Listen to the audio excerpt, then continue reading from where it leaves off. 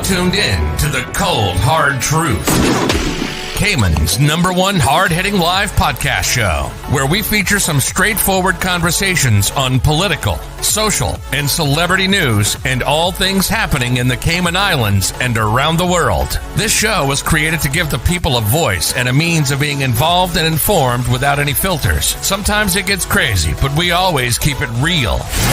We bring you the tea, piping hot, so grab your favorite beverage and join the conversation via WhatsApp at 324-1612. Email tips@caymanmarlroad.com. Now, here's your host, Sandy Hill, broadcasting live from the beautiful Cayman Islands.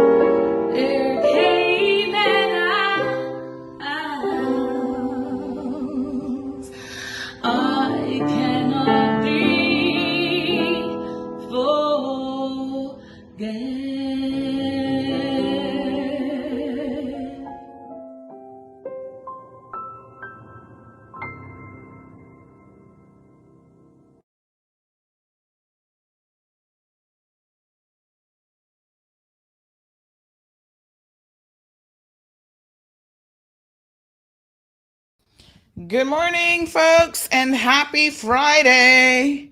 It's Friday the 12th, not the 13th, just the 12th. How are you guys doing today? TGIF. I'm pulling my hair out trying to deal with tech people. Oh my gosh. The things that you have to put up with sometimes, right? Super, super crazy, but you know what? What can you do? Got to get it done. Good morning, one. Good morning, all. It looks like it's a beautiful day here in the Cayman Islands, still a little bit on the windy side. So I guess that weather is still with us. I'm sure we probably still have some warnings up and about. Good morning to Marshall. How are you? Good morning to the beautiful Morna. Yes, thank goodness it's Friday. Good morning to Corinne. How are you doing? Wishing everybody a wonderful weekend.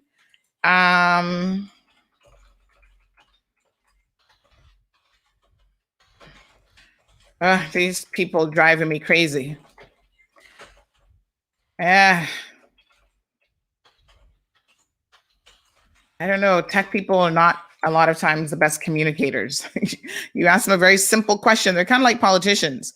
You ask a simple question and you cannot get a simple answer. All right. Good morning to Olivia. Valdine is joining us from Cayman Brac. Anybody going to the Brac so I can send Miss Valdine a mug? Please let me know. Good morning to Louie. How are you? Louie says it's 37 degrees today. How did it go from 60? Was it just 63 yesterday? Oh boy. Okay. Well, keep us posted on that one. Sounds like it's going to be a little bit of a chilly weekend for you. Bundle up, bundle up. That's my best advice.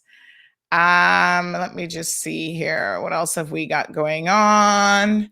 So in the news, of course, the Meghan Markle story is still very much trending. And there was a really interesting and kind of funny meme about, this guy, Pierce, what's his name? Pierce Morgan. He's had a hard on for poor Meghan since she, started dating Prince Harry and he found out about it. He almost sounds like a scorned man. Like, I have heard him speak about Meghan countless times, and the assumptions that he has come to about her and her personality after having, I think, one or two sit downs with her. I think it was only once that they actually met, but they were staying in contact with each other. But when she started in the royal family, she herself said it, she was not permitted to communicate with a whole lot of people. And he was probably, because of his role in the media, one of the people that they said to her, cut this off. But he is so, oh my gosh. Have you guys seen this dude and how he goes on and on and on about Meghan? Oh, well, she drops her friends. Dude, you were not a friend. You were in the acquaintance circle. But this guy acts like he is somebody's man. And he's very, very upset at the fact that Meghan, moved on and had a personal life that was somewhat restrictive. It's so bizarre to me. I don't get it. But in case you missed the memo, this week, a couple of days ago, he got into a heated argument with a mixed race guy who identifies himself as Black in the UK, and they were on the show together. And I've seen bits and pieces of it, but I haven't yet seen exactly why he ran off. Like, what was the tipping point? I saw quite a bit of the discourse, and of course, he's always interruptive and quite bold and whatever in his comments. I find it interesting how people who are not of color, so that could be maybe you're not Asian, maybe you're not Black or whatever, feel like they are the definitive voice on what racism is. And they know what it feels like when they could have never had that experience. It's just really, really bizarre as far as I'm concerned, right? And so, Pierce has a lot of comments about, Meghan and what he thinks of her and what he thinks of her allegation of racism. And he claims that he's not racist. I don't know if he is or not, because I don't personally know him. But I just think that some of the conclusions that he comes to, not just about Meghan, but of all people of color, are just so incredibly interesting. Like, to think that Prince Harry, who's no longer Prince, but we're going to still call him Prince Harry, would have made up a story, which is essentially, I think, what kind of what Pierce was wondering, like, why not name the royal? I think there's good reason why he is not naming who actually said it, because it's one of the top royals, which really leaves, in my mind, only three possibilities: his father, Camilla, the father's wife, which would be his stepmom, or his own brother. And the fact that Prince Harry refused to name who was having these multiple conversations about the potential shade of color that his infant, his unborn child was going to be, I think the fact that he doesn't name them is an indication of the fact that they're probably very, very close to him. It is definitely one of the top royals. And in fact, thank you, Carol. She said the Queen hasn't stripped him of that title yet. I guess that's soon come after this interview. But interestingly enough, I think he's still trying to protect these people, because this is let's be very honest. Meghan's revelation, Prince Harry's revelation, and this sit down with Oprah are very damaging to the royal family, because they have a certain image that they're trying to portray, that they're not racist. Yesterday, both Prince William and Kate were out and about doing some I don't know what they were doing, some royal engagement. And it was so funny. The first time ever, I actually saw a woman of color, a Black person, standing next to them and walking with them. And I thought, oh, wow, isn't that interesting? When did they hire her? And it was so obvious that they were, let's get a Black person in the camera shot when we're out and about with our mask on and whatever, so people can see, look, we have our one token Black person hired in the firm, the organization. Don't know where they pulled her out of, because I've never seen a person of color standing or walking with them otherwise, except if they visit obviously if they visit a Commonwealth country or other parts of the UK, the audience might be mixed race individuals. So I think, the truth is, I believe every single word that Meghan said personally. And it's unfortunate that this cloud of, disrepute has now transcended over the royal family. Do I believe that they are racist? I think unintentionally, right? So it's not like, oh my gosh, we can never invite a Black person to the the palace or whatever. But I do think that unintentionally, maybe they just don't understand that when you start to ask a person of color about, well, what's your baby going to come out looking like? And you didn't ask that question of Kate, then, that just doesn't sit right with people of color. So there's a lack of sensitivity when it comes to race. And I don't know why. I mean, I'm not, I have two Caribbean parents, right? Further down the line, might have one Spanish person thrown into the mix or whatever. But when you grow up, I think, as a mixed race person, which I'm not saying that I can understand that journey because I can't. I think that is a very different situation. We've had guests, I don't know if you guys remember this, back in, I think it was like June or July of last year, where we were talking about some of the race issues in the UK. I mean, in the US, my apologies, during the whole riots and whatever during the summer, right?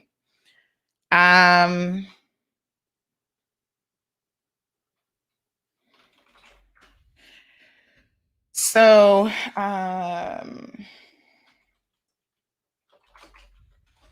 sorry, I'm trying to get a hold of tech support and they have these automated bots trying to talk to me.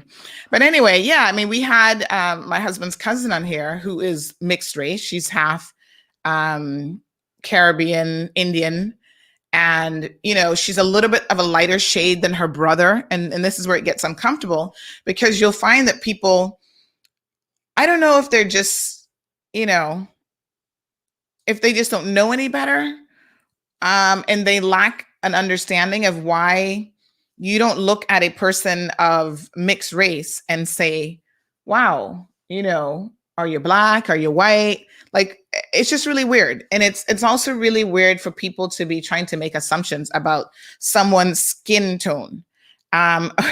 Miss Morna says she wants to see my face. She wants to see my beautiful Caribbean face. What's going on with my camera? Hold on. This camera is so temperamental, I swear. Okay, I think it's coming on. There we go. There we go, Miss Morna. Now you can see me in all my Blackness.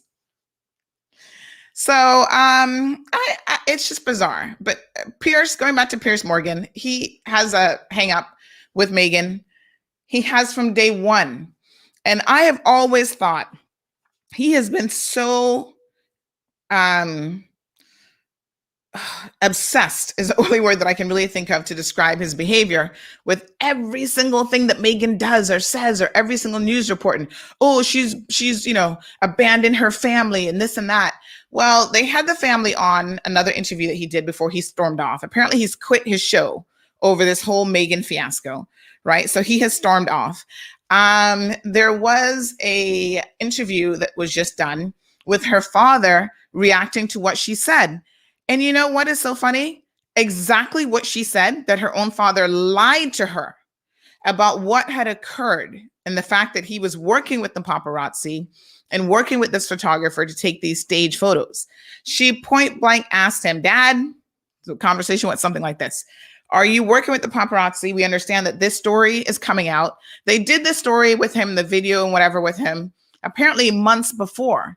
But they decided to hold on to the story and publish it just days before the wedding to create this narrative of, oh, he's getting ready right now for the wedding, knowing full well that he wasn't coming to the wedding. So I thought one of the interesting things that Meghan said is the news media in the UK, largely tabloid, but probably others, actually fabricate stories. And this is one example of where they fabricated this timeline. They staged the initial thing with her dad, and then they fabricated the story. So they create their own reality that people then read, oh my gosh, Meghan's dad, here he is 3 days before the wedding, picking out a suit And she didn't invite him to the wedding now on wedding day. And that's all the chatter and all the excitement taken away from her special day. Turns out it was all a farce. And again, these are the things that I think when we as outsiders are curious about the royal family and we're curious about Meghan and Harry and what's been going on, I really feel that those who are judging her need to take a step back because we do not know the full story. Like that to me was shocking. I'm like, why would you hold on to a story for months and then plant it at a specific time, acting as though this just happened in terms of a timeline? And not only that, but her father copped to it. He said last night, or when I was watching on YouTube, so I think it was maybe the day before was his actual interview, right? He actually admitted that, yes, he lied to Meghan. And when she had her Oprah interview, you know what she said? She said, listen, I said to my dad, just tell me the truth. Okay, if you tell me the truth, I can try and speak with the communications team, with the royals, and see if there's some way that they can intervene. What can they do? Can they kill this story? You know, whatever. And he lied because she even said, if I ask them to intervene this one time, we only get one shot. You know, I'll never be able to, even to protect my own children, I'll never be able to ask them to do this again. So I need you to be honest with me. And he actually said to her, nope, I'm not talking to the paparazzi, whatever. And then when he sat this week and comped to it and admitted to it and said, yes, he lied, I was like, dude, seriously? But it's like he doesn't even understand the position that he's put Meghan in and what he has done. So should she still be talking to her father? Honestly, if it was me, I would do the exact same thing. I would cut him off like I don't know what. Because you realize that there's certain people in your life who simply mean you no good. And the fact that those people are related to you, family, siblings, mother, father, doesn't really matter. If they mean you no good and they're all about themselves and getting attention for themselves, then so be it. And she also addressed her, good morning, Richie. Good morning, Gustavo. Hi, Dave and Louie. Louis says Cayman Compass is loaded with 6 people at 7 a.m. Oh, my tweet him. What a mess. So yeah, the fact that, you know, her sister also writes this tell-all book, right? Oprah asked about that question. And it was kind of weird because Meghan's like, how can someone write a tell-all book about you when they don't know you? Like before recently, well, she hasn't seen her sister, but she's like, the last time I saw my sister was 18 or 19 years ago. And then before that, it was 10 years before. So this isn't someone who knows anything about Meghan. So what's the tell-all book? I mean, I obviously never read it. But again, it shows how everyone was trying to jump on this fame wagon and hitch on to poor Meghan. And you heard what Meghan said, right? Meghan said, listen, she didn't even have the last name Markle. She went and changed her name after Meghan was linked to the prince. Who does that? These are a bunch of attention-grabbing fools, if you ask me. And they're not used to anything. You know, the poor dad, he looks like he's on the verge of, you know, lives in a trailer tractor kind of thing, a trailer home, and doesn't have much going on, sits down and watches Jerry Springer all day kind of situation. So I have a lot of sympathy for Meghan, and I'm wishing them all the best. I mean, it can't be easy living the life that she lives, you know? Louis, I think they've actually gone up to about 10 people now, so good for them. Yvonne, good morning. Elizabeth, buenos dias. Good morning to Tracy. Thank you for joining in. Miss Joy from Texas. Larry from New York. What's the weather like, Larry? Thank you, Carol. Carol is well-versed, I guess, on all the titles still. So Louis reminds us that they owned the slave trade and had the Church of England behind them. And good morning to Dewey. Says, Mr. Jackson, all the best to him and the best is yet to come. Have a safe and blessed weekend. Who is Mr. Jackson, Dewey? Did I miss something? All right, have a look at this video, and we're going to look at Chad's video again. By the way, we have invited Chad onto the program, and I'm hoping that he will be able to join us relatively soon. But look at this take from a young lady on Sky News about what she thinks of race relations in the UK. And it's interesting because obviously, Cayman has a lot of UK nationals. We remain a Commonwealth country. We're still run by a governor, and, they're behind the scenes running a lot of the show. So I think it's interesting that people have this perception of our brothers and sisters in the UK that, racism doesn't exist there. And here's a bit of a reality check. This way, but I've got to get back to Gina. And Gina, got to hear from you about how it's landed in the United States. Here in the UK, you may be aware there was some instant polling. The majority feeling that it was inappropriate of Harry and Meghan to do this interview. It may shift when they get to see it all. What are people saying there? In America, I think their eyes have been opened because they always thought that England was so genteel and racism didn't exist because the Brits were so good at hiding it. So now the doors have been opened and black people in America are going, oh, wow, British black people are suffering the same way that we do, the same level of microaggression. Exactly. It was just hidden much better. This whole colorblind, this thing is ridiculous. If they were colorblind, why would they be discussing the color of the baby's skin? Do you think when William and Kate were having their baby, they discussed whether the baby was going to be white, lily white, super white, transparent white? Oh, no, they didn't. They discussed the color of the baby's skin because the baby was going to be black in some way, and they were worried what level of blackness was going to occur. And we knew that there was racism. The royal, everything, the heritage, the royal family, and all Britain's wealth is built on the backs of colonialism and slavery and people theft. So why would people be surprised that it's still trickling down and it's still running right through the veins of the royal family? It wasn't a surprise to me. It was, I'm glad I watched it. I'm glad that they completely let everything out in the open. And now you've got people calling them liars and how dare they talk about the Queen in such a way. A lot of bluster. A lot of people are coming up with bluster, trying to cover up the actual issues.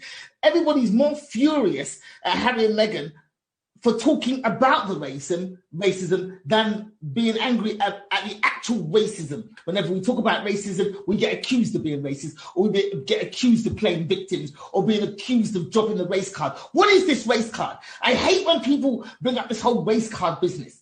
It's a term that's been invented by racists to shut down debate. There's no such thing as a race card. When you talk about anti-Semitism, nobody pulls out a Jew card. So why is this language being used when it comes to black people? And the whole thing of them being vilified for stepping back from their royal duties. Why not? There are plenty of minor royals who are doing nothing. What does Princess Michael of Kent do except turn up to lunch wearing blackface brooches? What does she do? Why couldn't they step back from their duties and still be royals? They were punished. The palace is vindictive. They've shown themselves up, and Americans are now seeing them for what they are. Their vindictiveness, their small-mindedness, their pettiness, and their racism. Done. Well, she certainly set the record straight there on that topic. And, like I said, we talked about this during the summer. We talked about it in the context of Cayman, because, again, there are people who believe that here in the Cayman Islands, we do not have racism and it doesn't exist. And I'm here to tell you that that's a farce. I think what we have here that is a little bit more interesting is that if you have enough money, and I suppose this is probably the same all over the world, you can buy yourself into certain circles in this community where by and large, the color of your skin is ignored because of your financial success or the financial success of your family. But make no bones about it, folks. Racism is alive and well all over the world, including the Cayman Islands.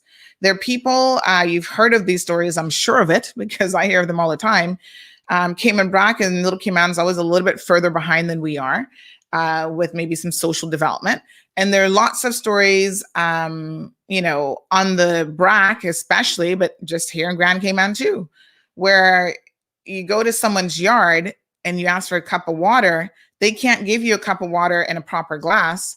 They'll give you it in a plastic glass if they have one, and then throw it away because you're a person of color and they feel like you're going to somehow contaminate their glass because you drank from it. There are lots of stories of, people being subjected to all different sorts of racism. Sometimes it's very overt, and sometimes it is very, very subtle.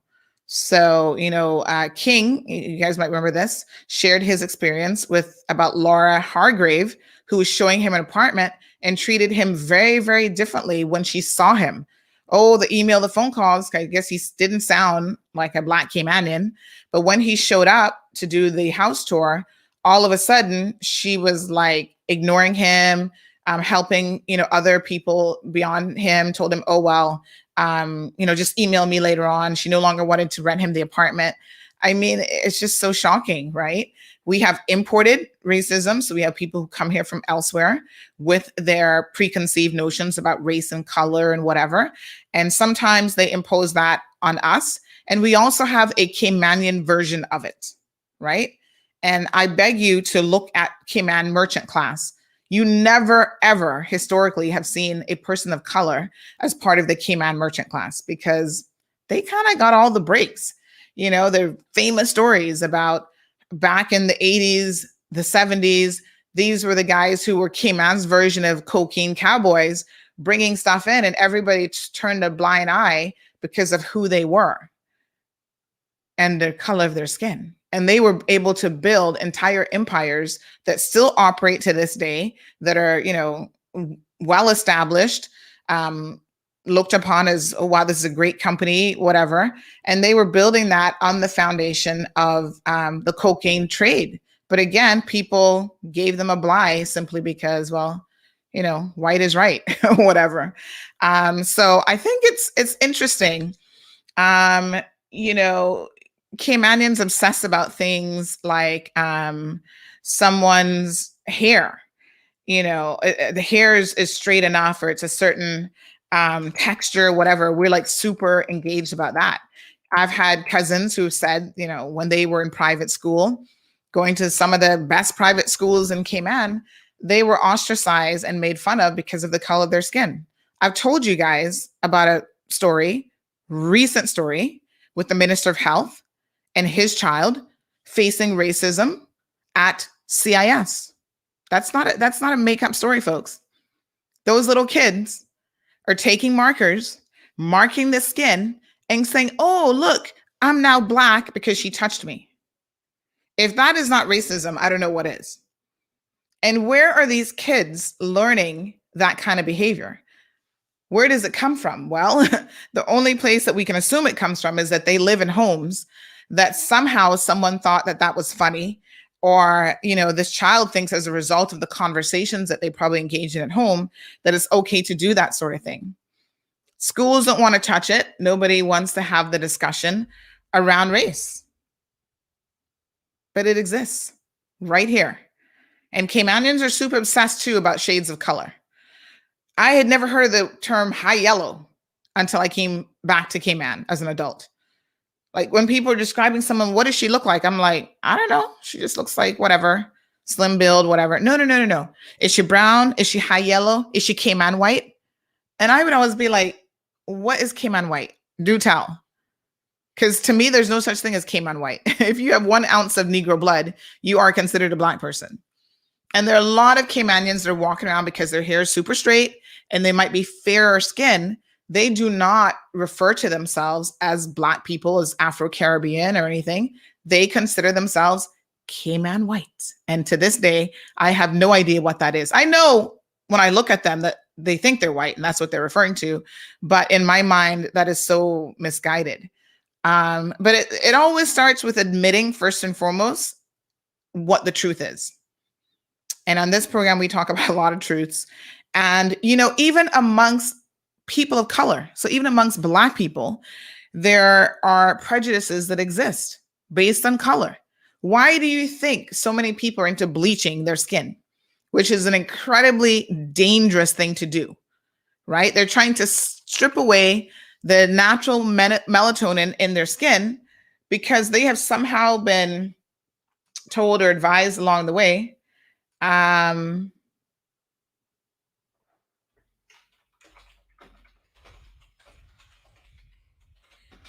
that that the fairer skin you are, the lighter you are, the more opportunities you will get in life, the more attractive you appear to people of the opposite sex. Bleaching is a big thing in Jamaica, but we also have a lot of Caymanians who have now picked that up and started doing it here. And it's extremely dangerous to your health, But again, you can always tell when someone bleaches because normally they can't bleach the knuckle area for some reason. So when you look at their hands and, even if they're bleaching their arms, they tend to stop at a certain point. So you see the clear,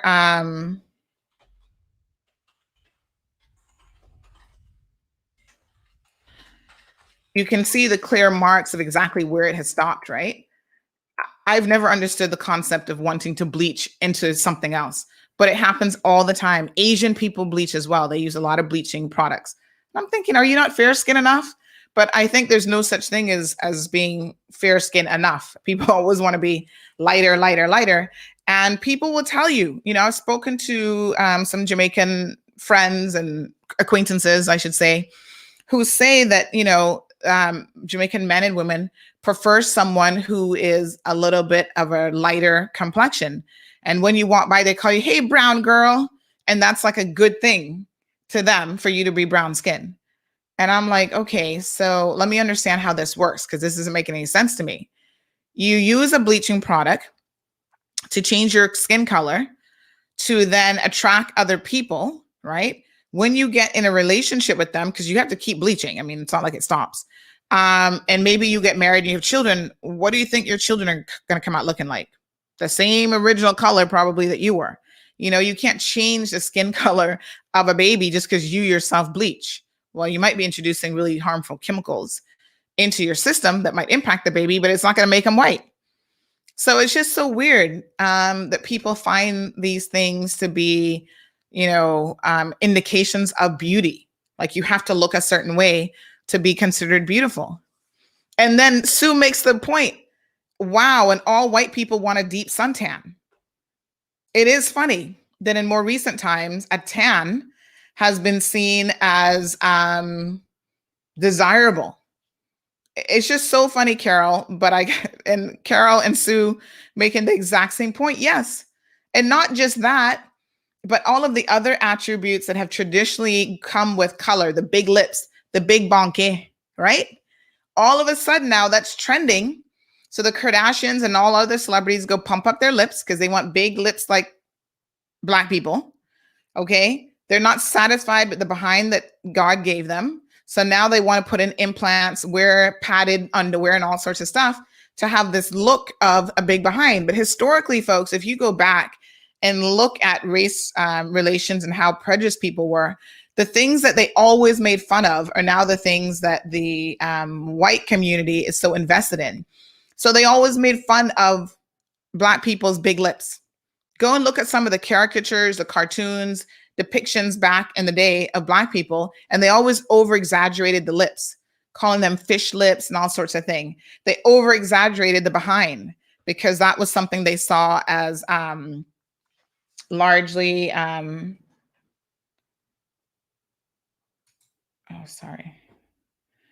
that's what they saw as largely, back then as something that was an African trait. Now everybody wants it. So you're absolutely right.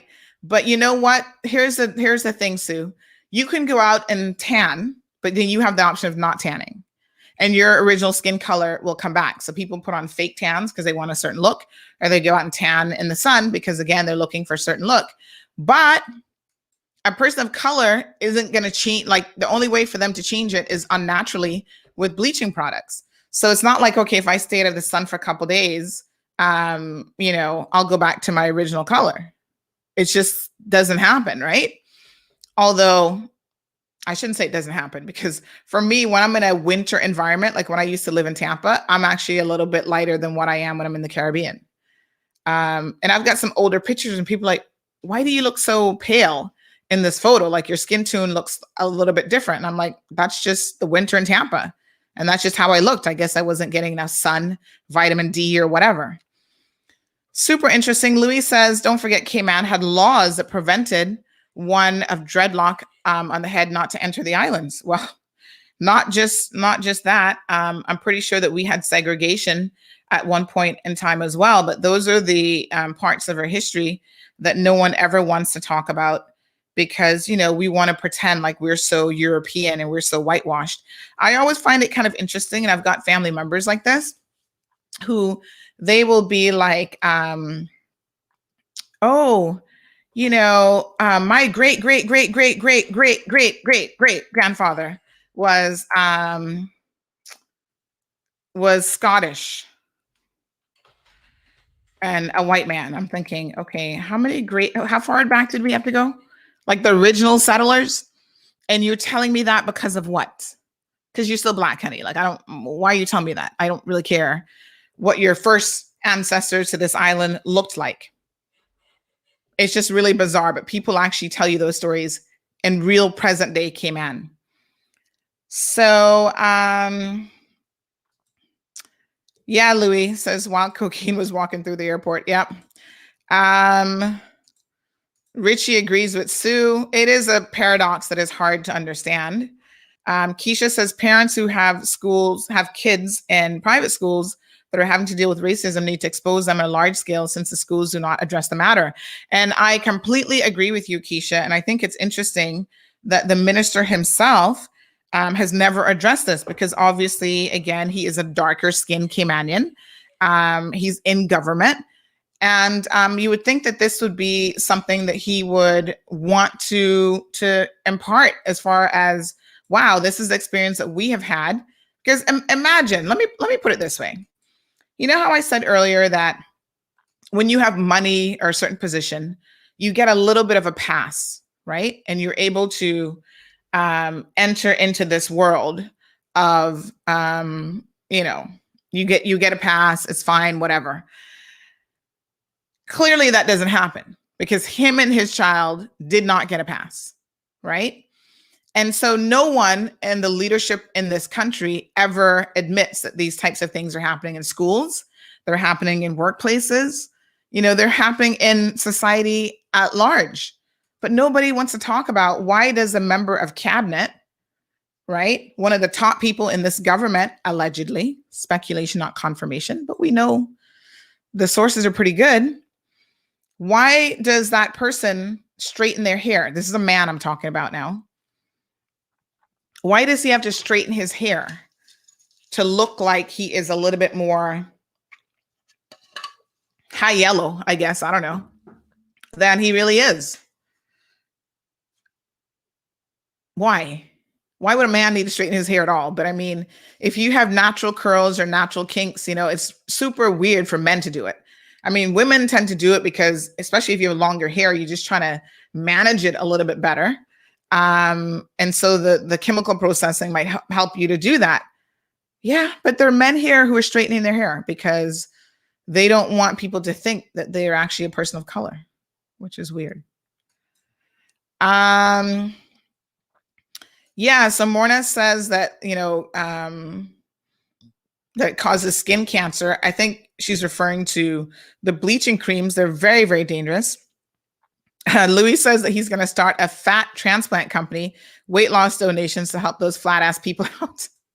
Well, listen, people are so desperate now to acquire that look that we've seen ridiculous stories of how they do it at any cost, really, which is super, super crazy.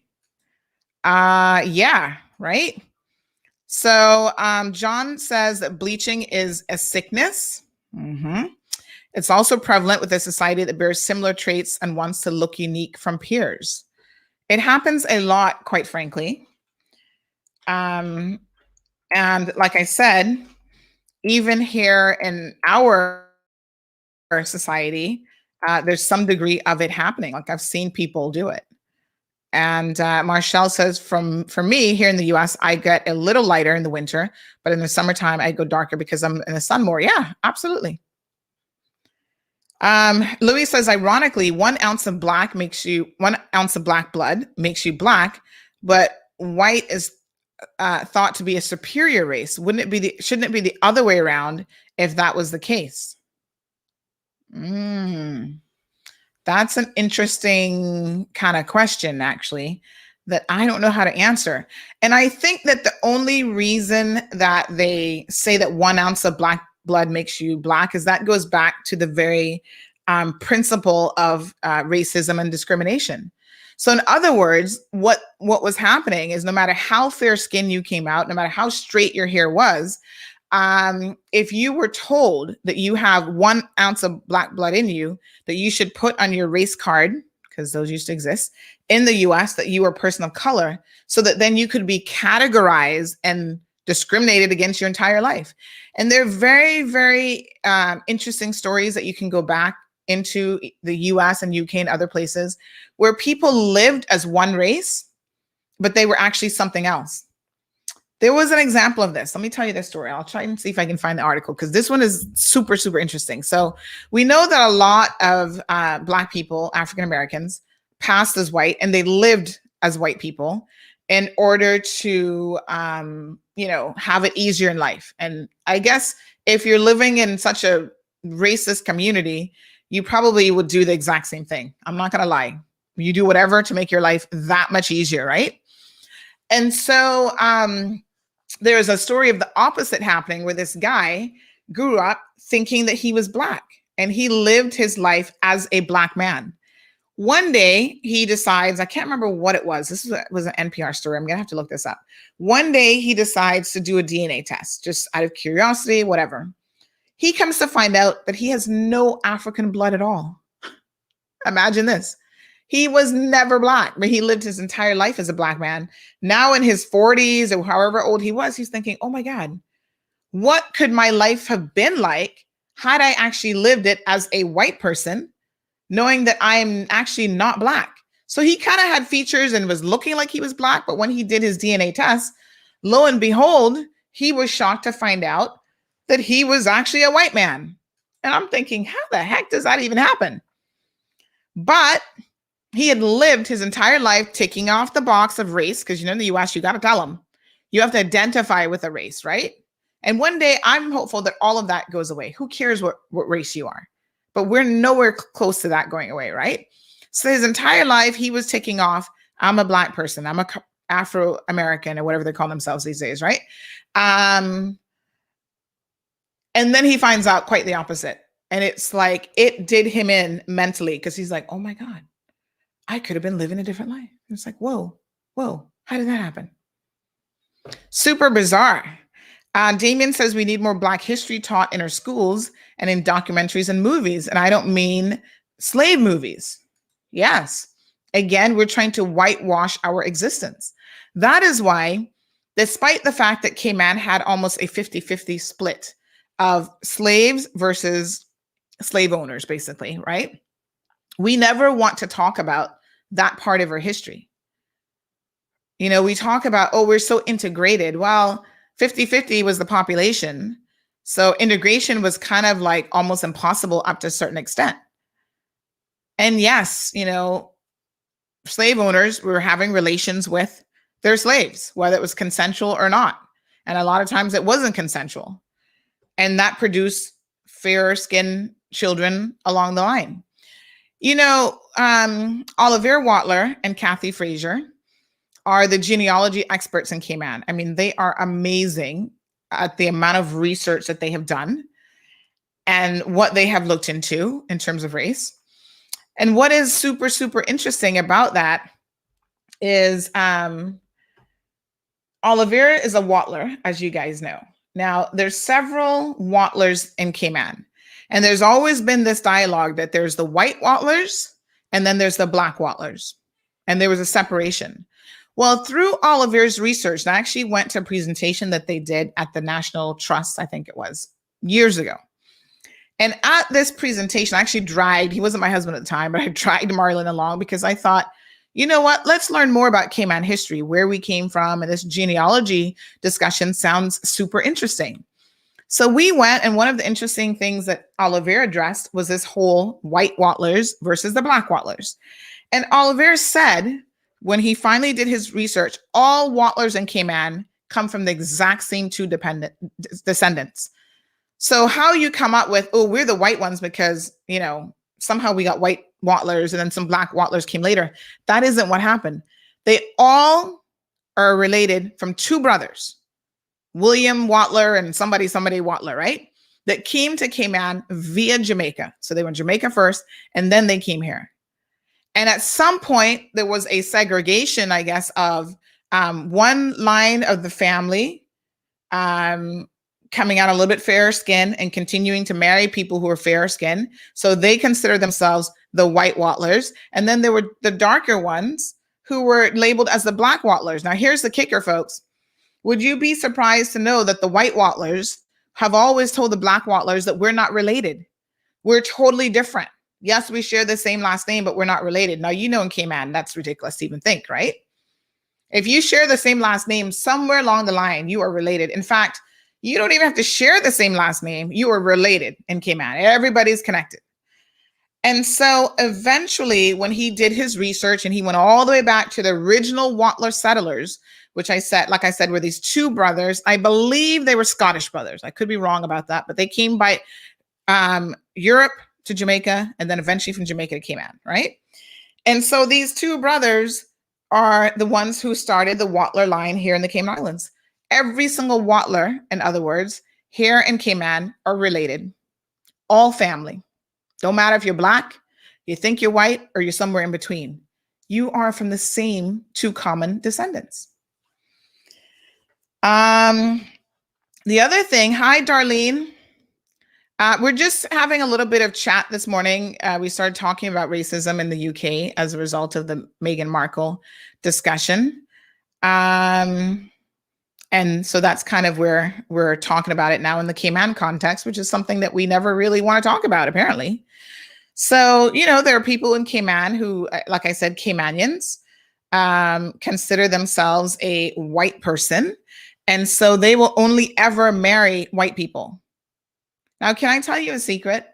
An older member of my family, they've now passed on, they're deceased, but I won't identify who they are, would tell her children, do not marry anyone darker than the palm of your hand. Now, she was actually quite a dark woman herself. And I'm like, whoa, say that again. Do not marry anyone darker than the palm of your hand. And these are like Black Georgetowners. I'm thinking that's stupid. That doesn't make any sense. The point is, even within the Black community, there are these prejudices that exist based on skin color, skin shade, and race. So she's trying to give her children and grandchildren good advice about don't marry anyone darker than the color of your skin, because somehow that's going to elevate your status in life if you're able to produce children that look a little bit fairer skin and have straighter hair. These are the realities of Cayman. Louis says all about acceptance. Gold is mixed with silver, but it's not called silver. It's still whatever carat gold. Perfect example of acceptance. Sue has a lot of diversity in her family. She says that her oldest grandson is actually a Rasta with very long dreadlocks. I told him this to even Maxi Priest today. They don't allow him in here. Louis says we're having a race talk on this family program. Tune in and learn. Classes in session. It's just one of those things that no one ever wants to talk about. And I know that some of you right now are even feeling uncomfortable about this conversation. Like, you're like, why are we talking about race? Because it's part of who we are. How can we not talk about it sometimes? But nobody ever wants to talk about it, but it is happening all over. Andrea says, think that was the same with the Jacksons, few white brothers who came here. Yeah, I mean, I'm not a definitive researcher on this area by any means. In fact, I would refer people to speak to Kathy or Olivier. And here's the other interesting thing. Kathy and Olivier actually found out that they're cousins through their research. I mean, she's a Bauden, I think. Now she's married to Fraser. But again, they did their research, and I don't know how many cousins removed they are, but they're actually cousins. And Sherry Ann says that her great-grandfather was a Wattler. Elizabeth makes the point that all Ebankses are related. And Valdine has connections to the Wattlers. Her grandfather on her mother's side was a Wattler. So, you know, in Cayman, we have certain names that are very, very big. Ebankses, Wattlers, Baudens. What else do we have? McCoys. There's certain names that, like, okay, those are traditional Caymanian names, right? And I think if we were all to go out and do a bit more research, we would find out that the connections of who we are and who we're related to, it's like, whoa, I didn't know until you guys remember during the summer, Kathy came on the program. Kathy told me that I'm related to the McCoys. And I was like, I am? I didn't know that. I've never heard that before. She's like, yes, because in her genealogy group, they were having a discussion and they're like, you know what? But Sandra's dad was Uric Solomon and Uric was family to the McCoys through his grandmother. Da, da, da. I'm like, okay, we're all family. Parkey says not reality of Cayman alone, but all Caribbean people. So that's interesting. That this story, this narrative, this set of experiences, as Parkey says, are not unique to the Cayman Islands. It happens across the Caribbean. I think the difference, Parkey, let me say this. I think that this makes a significant difference. So I just said that Cayman has or had a 50-50 split. That was considered very unusual. And I don't think that there was any other Caribbean country, and I stand to be corrected, but I'm pretty sure that there was no other Caribbean country that had that level of 50% white, 50% black. So it was so much easier for those two to integrate and to mingle.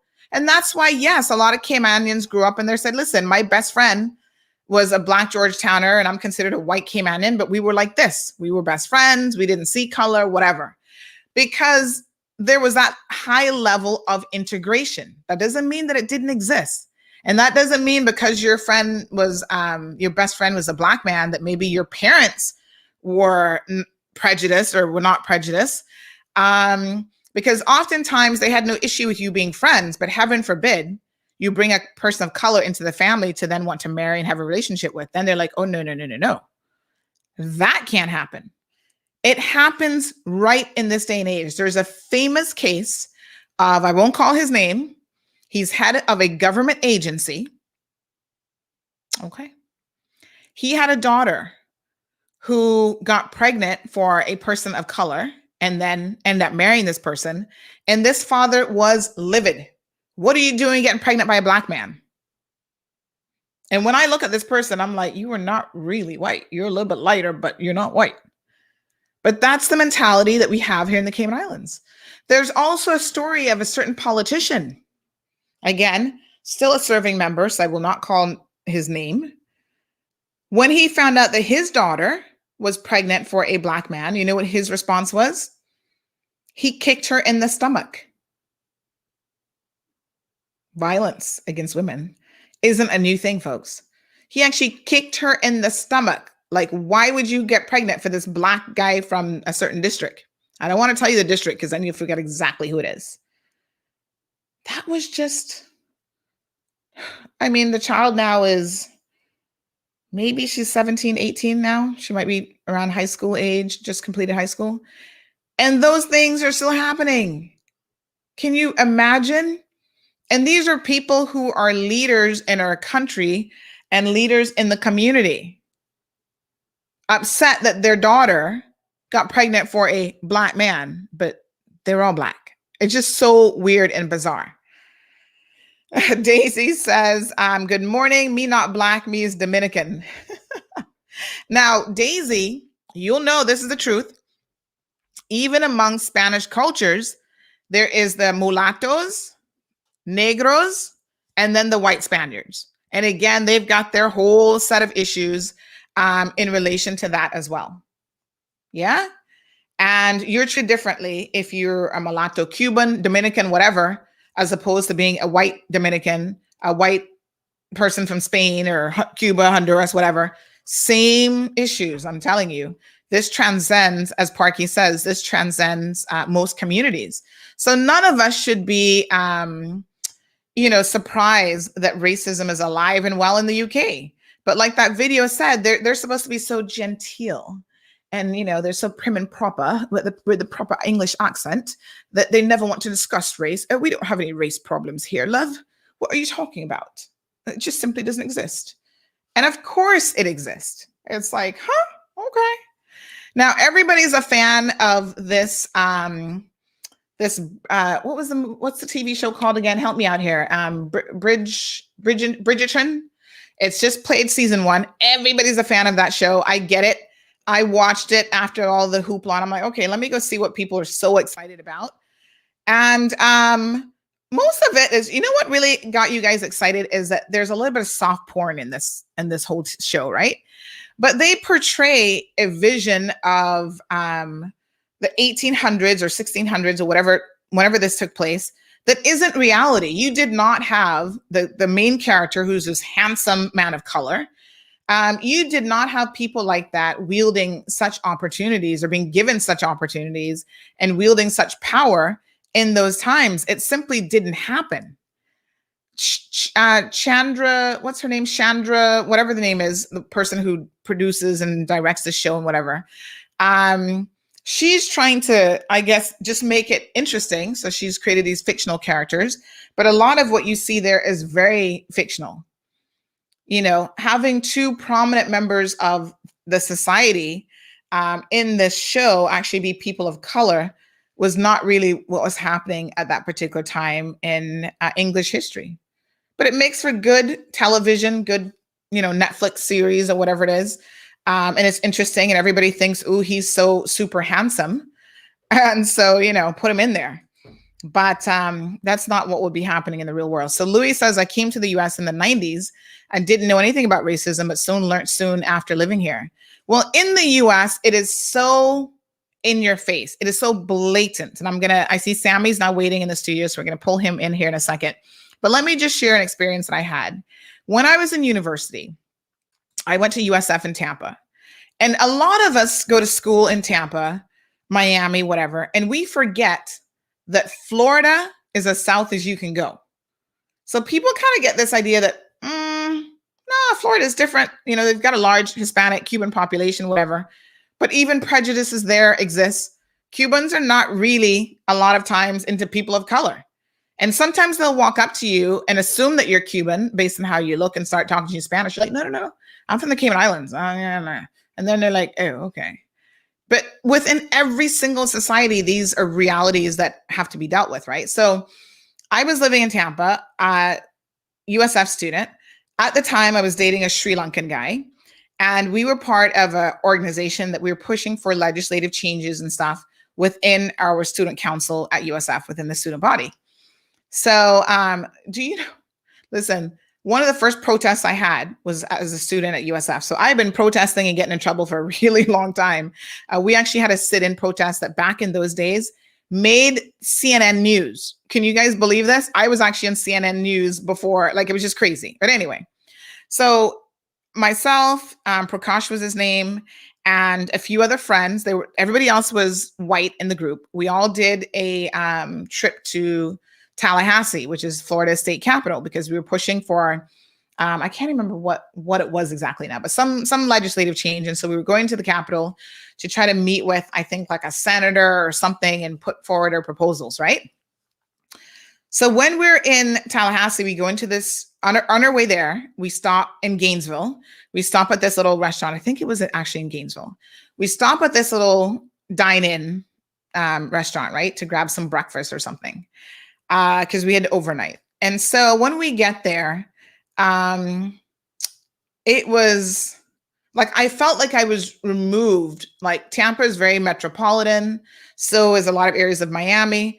But all of a sudden, I felt like I'd been put back in time, right? So it was a very weird experience to have. So here I am sitting at the diner, and it became so obvious that this woman did not want to serve us as a group, because we had two persons, Asian, but he's like, was pretty much my complexion, and then me. And she gave us such poor service. I mean, it was unbelievable how obvious she made it that she had an issue with us. That when I was going to leave, I wrote her a little note on my napkin.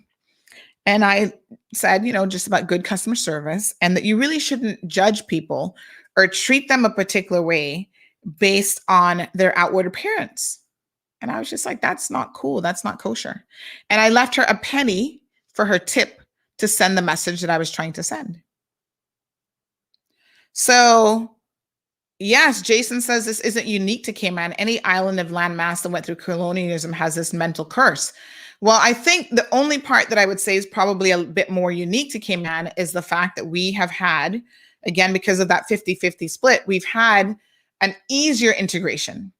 The other thing that happened in terms of history with Cayman is we didn't have like big time plantations. So because our Negro forefathers were actually domestic slaves and did small scale farming, you were in greater contact with the slave owners. So it's not like, oh, go out in the plantation and you're out there all day and the plantation's all the way out there. You were domestic farming in the backyard. You were part of the household. You were taking care of the children. You were breastfeeding your master's wife's children. So you had a much closer relationship, I believe, because of a number of factors, including the closeness with which domestic slaves would have been in contact with, the slave owners. And it was a very close relationship. So I could see how we could build on that and believe that's one of the reasons we want to believe that racism doesn't exist, because everybody's like, well, somewhere down the line, I can find a white person in the family. And yes, you can, because there was that very close integration. So Larry says, same our cousins. I like that. Mona says, racism is everywhere, not only skin tone, but classing themselves as better than others as well. Well, that's the only reason why racism exists, folks, is why would you care about someone's skin color? It's all about trying to separate people. And by separating people, making people believe that they're better because they're more white, they're more this, they're more that, and these are discussions, these are social discussions, I think, that we need to be having. And the truth of the matter is no one in Cayman hardly ever wants to talk about it. But if you think race doesn't play a part in a lot of things that happen in this country, think again. On that note, I'm going to bring in Sammy. Good morning, Sammy. How are you? Now, I think you've muted yourself. So just unmute that for me so we can hear you. Let's try that again. Morning, Sandy. Hey, how are you? I'm good. I'm a bit tired. Yeah. Doing a lot of research. I have my meeting coming up tonight, so I've been kind of focused on that this week. Right. Awesome. Lots of stuff to talk about. Oh my goodness, there is. Now, Sammy, you're going to be participating in the chamber debate, I'm sure, and it will just be you and Alden. I intend to, yes. Yes. What date are you coming up? Let me just check my schedule. I think it's next Wednesday. Was what I've been told. I haven't looked at it myself. Let me see here now. So we have Red Bay is Monday the 15th. So that's Monday. Okay. Yeah. So that should be interesting. I didn't get to really look at the debate last night because I was actually at Michael Miles' function live streaming that. But I heard it was very interesting. So I do want to go back and have a look at that with an open mind to see, kind of how everyone performed. Larry, thank you for that comment. I couldn't agree with you more. Now, Sammy, you have a lot of things obviously on your agenda, and you are, we're going to do just a little Q&A session with you today. Nothing specific, but we'll talk about all sorts of different things. Mm-hmm. You are running against the current premier, who is Alden McLaughlin. And I want to talk about his record during the past 4 years and where you see him falling short, and perhaps if you were elected as the MP for Red Bay, what we could expect from you that would be different. So that will be kind of the overriding, area that we hope to cover. So Janice, thank you so much. She says, I was born and raised on the south side of Chicago, which has the reputation of having the highest level of racism in the United States. South side of Chicago? I thought that would have been reserved for Mississippi, child. Mississippi, you might want to check that stat again. Mississippi's got it deep. Martin Luther King Jr. Conformed this reputation after visiting Chicago. Racism in Cayman appeared to me when I arrived in 1980, just like Jamaica and other areas of the Caribbean, to be based on the color of the skin, not the race of the person. Yes, but that's part of, but I think that's part of the whole thing, really, because even in the U.S., shades of color seem to make a difference. Janice goes on to say, however, I have seen this change over the years, and I've not noticed the same racial tones as I did when I arrived. Well, I think what happens is it's more subversive. People are not so blatant about it anymore, but it still very much exists. Sammy, let's talk about the handling of the pandemic. Someone said to me yesterday that they wanted to hear your views because they thought that early on that you might have questioned the legitimacy of COVID and if we should really be concerned about it. Now, yesterday was actually the anniversary, and in case you guys missed it, yesterday was the anniversary of 1 year anniversary of the World Health Organization actually declaring COVID-19 as a worldwide pandemic. So it's been an entire year since that happened. Countless people have died, over 500,000 in the US alone, millions infected in over 200 countries. And so it is something that has impacted the entire world.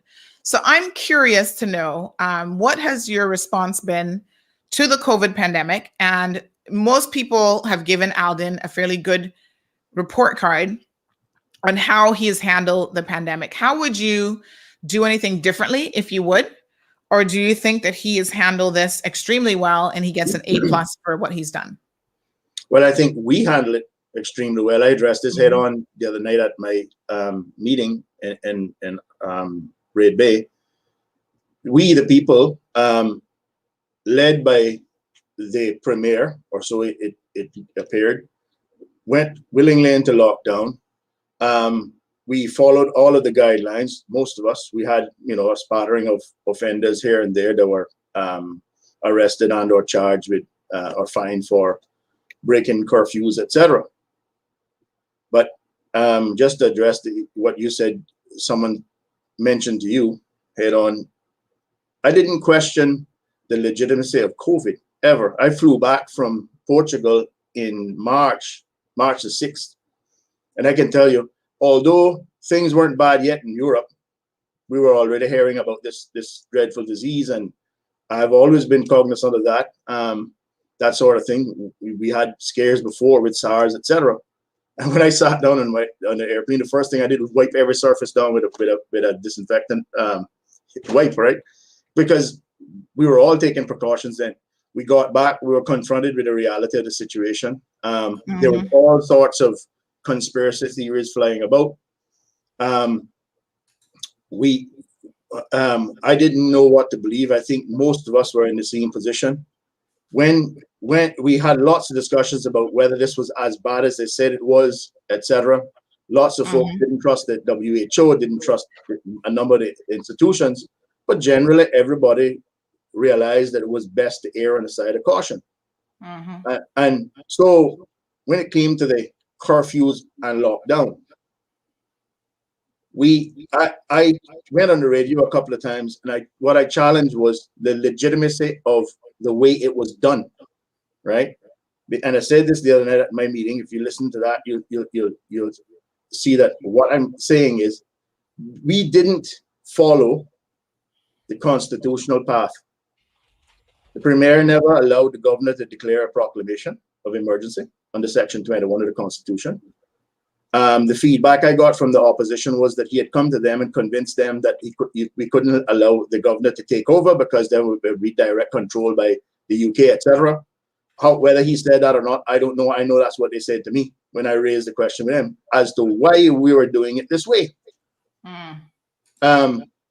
Because when you look at the Constitution, the premier doesn't have any express or even implied powers to seize control of the country and appoint himself king and issue edicts here and there and issue cabinet issue regulations. And what the police law was then employed, Section 38, I think it is, which provides for the police at a time of a national emergency, the commissioner, in consultation with the governor, can issue a curfew. But the problem is that provision says very expressly, no curfew shall endure for more than 48 hours. So when I raised that with a number of people in Parliament, they said, oh, well, we think they're renewing the curfew. And I said, well, guys, why are we breaking the law? Why can't we just do the lockdown lawfully, right? And because when you grant arbitrary power to one person, it is a foregone conclusion that they will abuse it. When you allow your leaders to breach the Constitution in one instance, they'll breach it again for something else.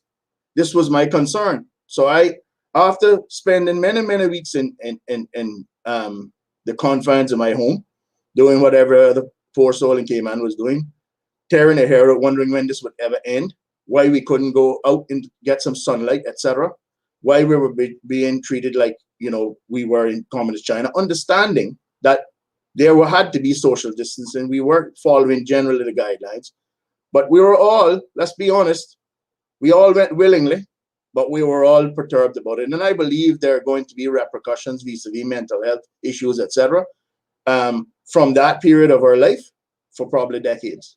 Mm-hmm. So I at the very least, I said, why wouldn't we follow the Constitution? Why not issue the proclamation of emergency and let the LA meet? Because that's what Section 21 of the Constitution describes, a scenario where the LA meets, takes reports, etc. And then you have the full House of Parliament sitting to discuss these things and giving feedback to the public as to why these decisions were being made.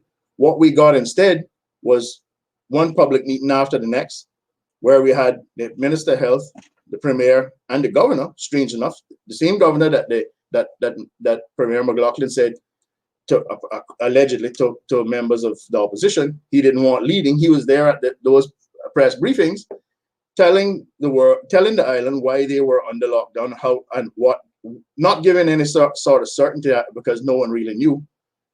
And I started watching that saying, why is it that we are doing it this way, right? And in the end, right, I know practically to most people that doesn't matter. Most people would say, what do we care whether he did it the right way or not? He did the right thing. Well, he didn't do it alone, first of all. We helped tremendously by complying. And what really hurt my heart was that we were complying with something that we weren't legally required to comply with. So that's why I said at my meeting, the credit really goes to the people of this country for doing the right thing, right? Albeit they were doing it based on an unconstitutional form of directives issued by cabinet and the Premier. Why would anyone do that? Well, probably because they enjoy exercising arbitrary power. We know that there are people in politics today who don't like to be questioned, who like to make up their own mind about everything, who are impervious to reason or engagement, who are very dismissive of other people's views, who hate to be questioned, who do things the way they like to do them, don't want any input from anyone else, even their colleagues, right? And everything I just described to you is a feature and facet of the personality of the Premier, in my humble opinion and in my experience. And I have some experience with it. I was there with him when he made that decision to enter politics way back when. I supported him, right? I went to bat for him. I defended him in the newspaper. I remember writing a very heated letter in response to a member of the legal profession who accused him of impropriety because he stood up in the Grand Court and addressed the woes and inadequacies of the legal profession. So fast forward to the day when he's done a 180 on that, but that's a topic for a different discussion. We addressing the COVID lockdown. My position on that has always been clear. Anyone that wants to go back and listen to the 2 talk shows I did on Radio Cayman can listen to that. My primary concern was that we were allowing the government to breach the Constitution, and there was no legitimate explanation put forward for that. And in so doing, we were setting a precedent where we as a country would accept our leader or leaders to do as they pleased, regardless of the constitutional provisions that bind them, that empower them. And any country that tolerates that is setting themselves up for failure. And as I said also at the meeting, one of the consequences of this, right? See Karina posting. One of the consequences of all this is because the governor didn't issue the proclamation of emergency under Section 21. This is how things affect you in a real way. We can't now have the relief that we might need under the price gouging legislation that we introduced in November 2004, because that the activation of that legislation is predicated on a proclamation of emergency by the governor. And I don't know if that was if that was part of the decision. I don't know. But I can tell you this, it is lamentable that we might need that legislation because we see prices slowly creeping upwards to a point where people are complaining. Ordinary folks are complaining because they can't afford regular foodstuffs and that sort of thing. And that, I don't know if that is because no one is checking this thing, because we have no consumer protection in this country. Something else I want to address tonight. We because of that, we don't know whether we are getting gouged or not. And one thing is for sure, if we are, we can't activate that legislation. We have a parliament that's dissolved, and we have legislation that can't be activated because the premier breached the constitution with a lockdown. So the whole COVID thing is because we never ever declared a state of emergency. And you think about that for a second. Think about that. That was the worst period of, far worse in some ways than the aftermath of Ivan. Right? In terms of what the anguish and anxiety inflicted on the people of this country. And we're still in a situation where we can't see the end of the tunnel, right? But we did everything. We broke every rule. We implemented every law we had illegal, including the police law, in order to avoid declaring an emergency. Every other country on earth I knew that I know of, I did the research. I found had declared a state of emergency, rightly so, and relied on their emergency legislation, powers legislation, whatever form that may take, to lock down their country. We didn't. So I come back to say, make the point. We, the premier and his government, are very fortunate that someone didn't take out a constitutional petition and a judicial review or a judicial review against the government during that time, challenging the legitimacy of the lockdown. I can tell you for a fact, Sandra, I considered it.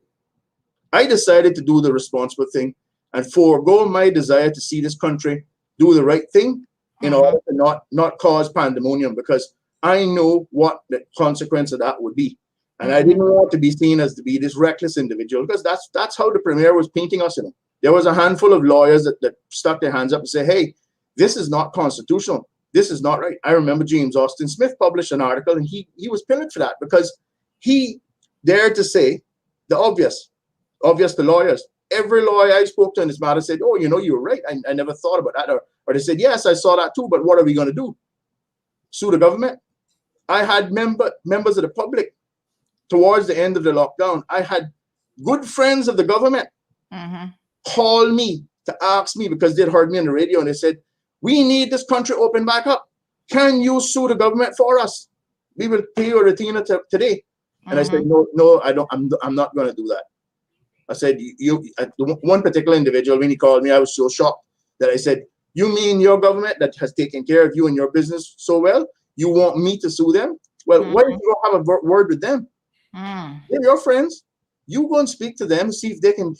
And yeah, sure.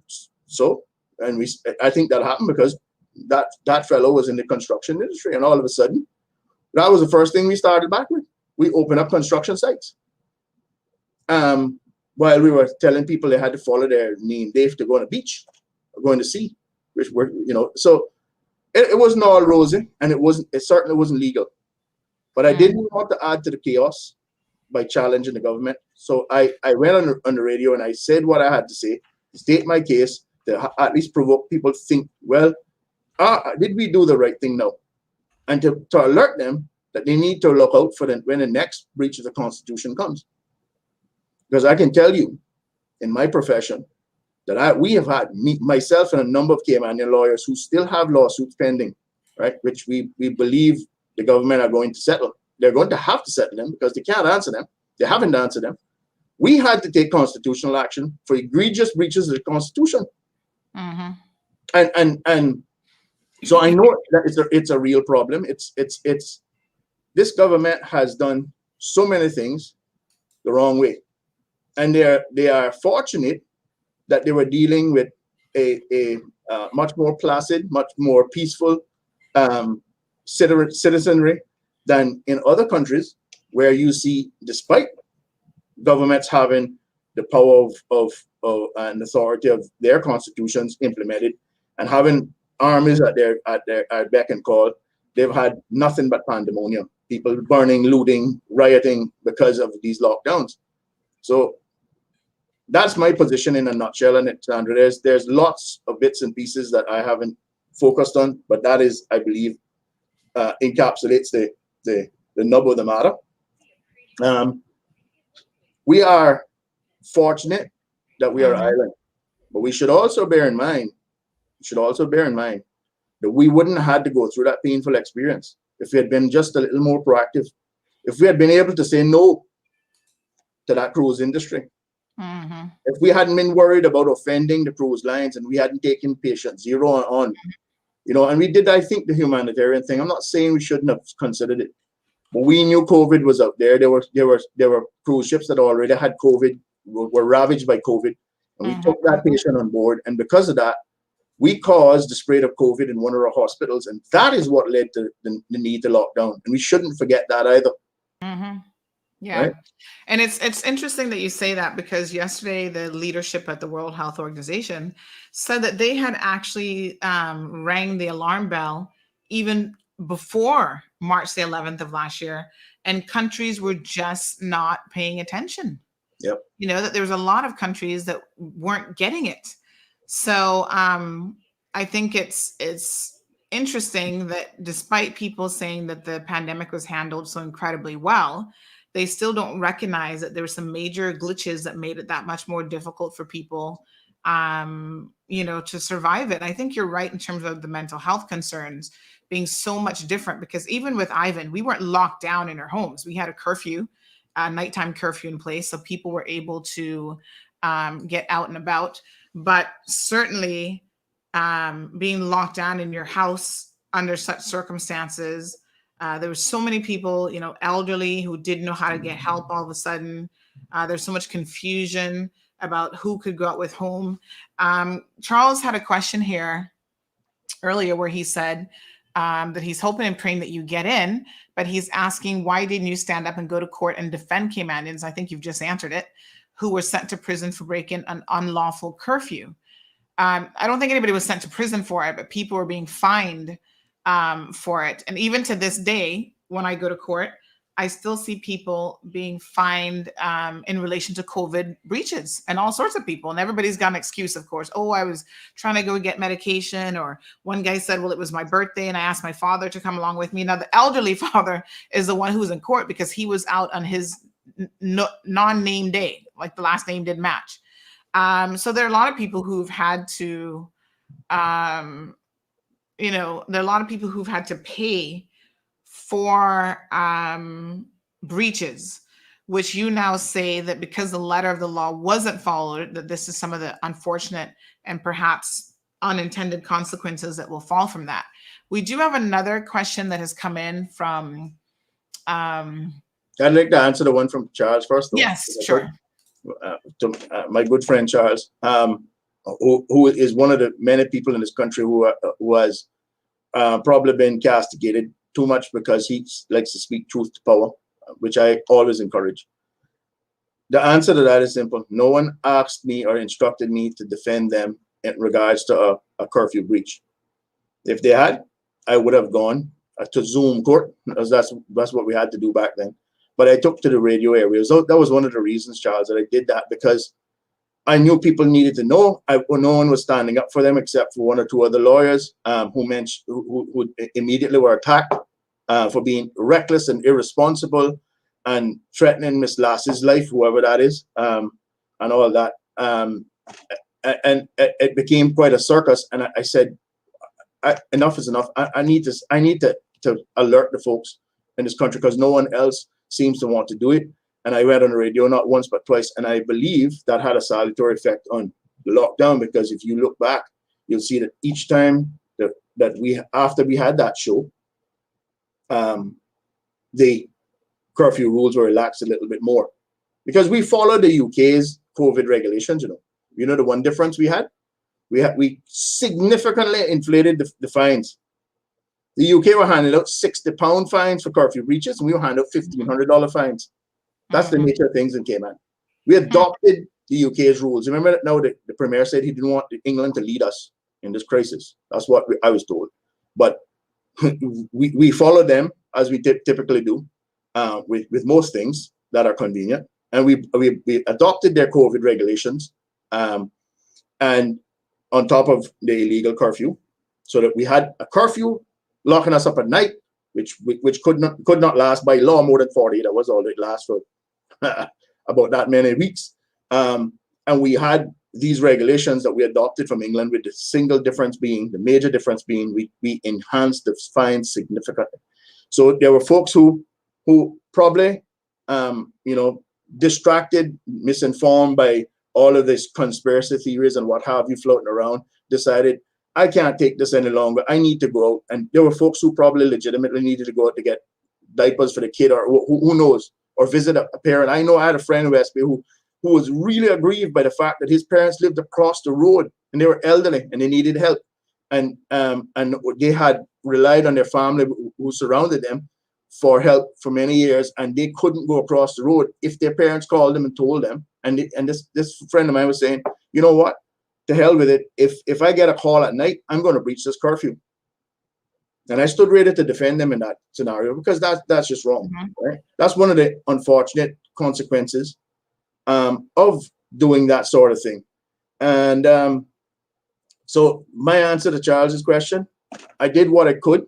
I did more than was asked of me, and I did what I did in the way I did it, because whilst I wanted to alert the public, I didn't want to be a label as an insurrectionist who was trying to cause dismay, chaos, etc.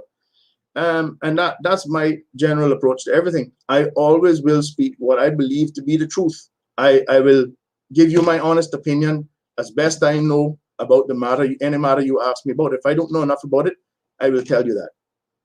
But I researched this thing extensively, but mostly because I didn't have anything else to do other than file a couple of constitutional actions against the government. And we were simply all punished for this unfortunate situation, which was visited upon the whole world, simply because our government made a mistake to allow COVID into the island. We have the fortunate circumstance of being on an island. We could literally create the bubble by closing our borders. We waited too long to do that, and the consequence of that was a lockdown. So if anyone that thinks that is handling the pandemic in a sterling manner, then I don't know what more I can say. Thank you, Sammy, for that response. We do have another question here from a resident in the area who's asking about flooding on Victory Lane. So they said to please ask Sammy, how. That's one of the things I want to address tonight, but not to steal my own thunder, so to speak. I can tell you this: I am baffled, truly, by how we have not dealt with that. I visited a lady's yard the other day. She said she spent $7,500 worth of fill to fill her yard, and because the neighboring properties had been filled to a higher level, every time it rains, she has a foot of standing water in her yard. And I looked around. I looked at it on a map.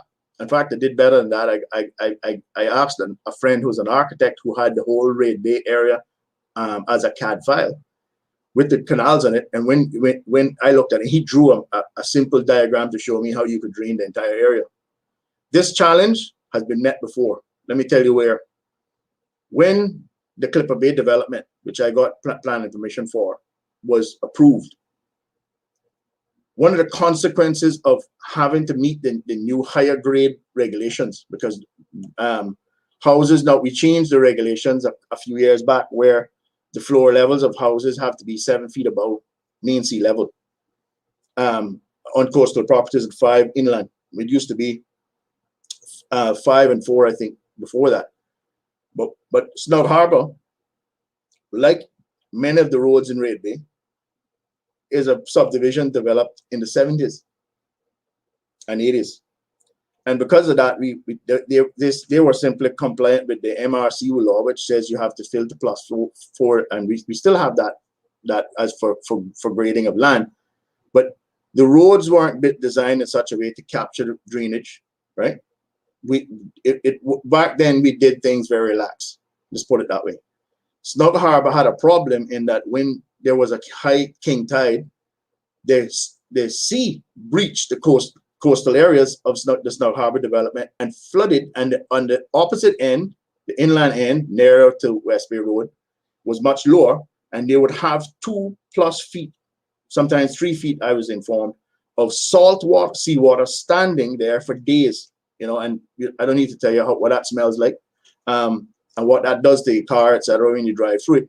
So they were concerned that with Clipper Bay being built out, that problem was going to be exacerbated, as it would be, because that property directly borders the northern side of Snug Harbor.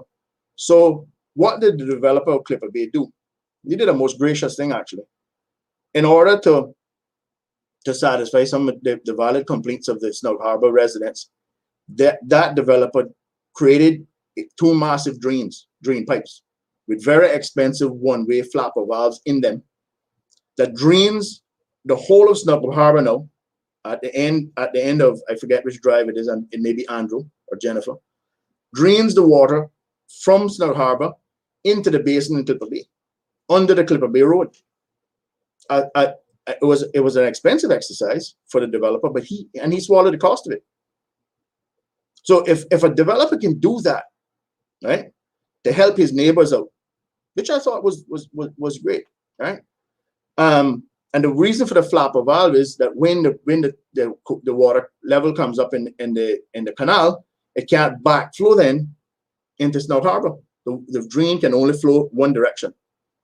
A very simple, very effective drainage device, and something that this country is going to need much more of. Red Bay needs a plan like that. Red Bay is riddled with canals which can be used for drainage. Now, I know you're going to have some folks say, oh my God, you can't drain your water from the land into the sea via the canals because the nutrients from fertilizer, etc., is going to destroy the fish. I would invite you to think, to bear in mind that has happened many times before. It is happening right now in many areas of Cayman. And there are ways that you can trap sediments, etc. You can filter even runoff if you need to.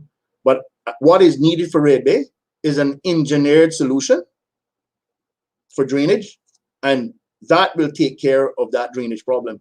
I am convinced that there is an easy way to fix it, and with the global rise of tide, you have to find creative ways to do that. We're living on an island that in some areas are right at about sea level at high tide.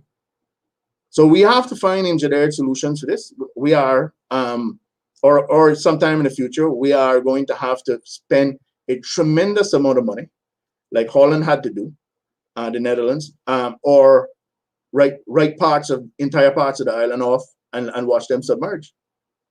So for now, and into the foreseeable future, we can create a simple method of draining the Red Bay area. I'm convinced of that. When I saw the map, I know that. And you could, and it might involve government having to acquire some land at the periphery of people's property to put drainage ditches or a drain pipe under that land.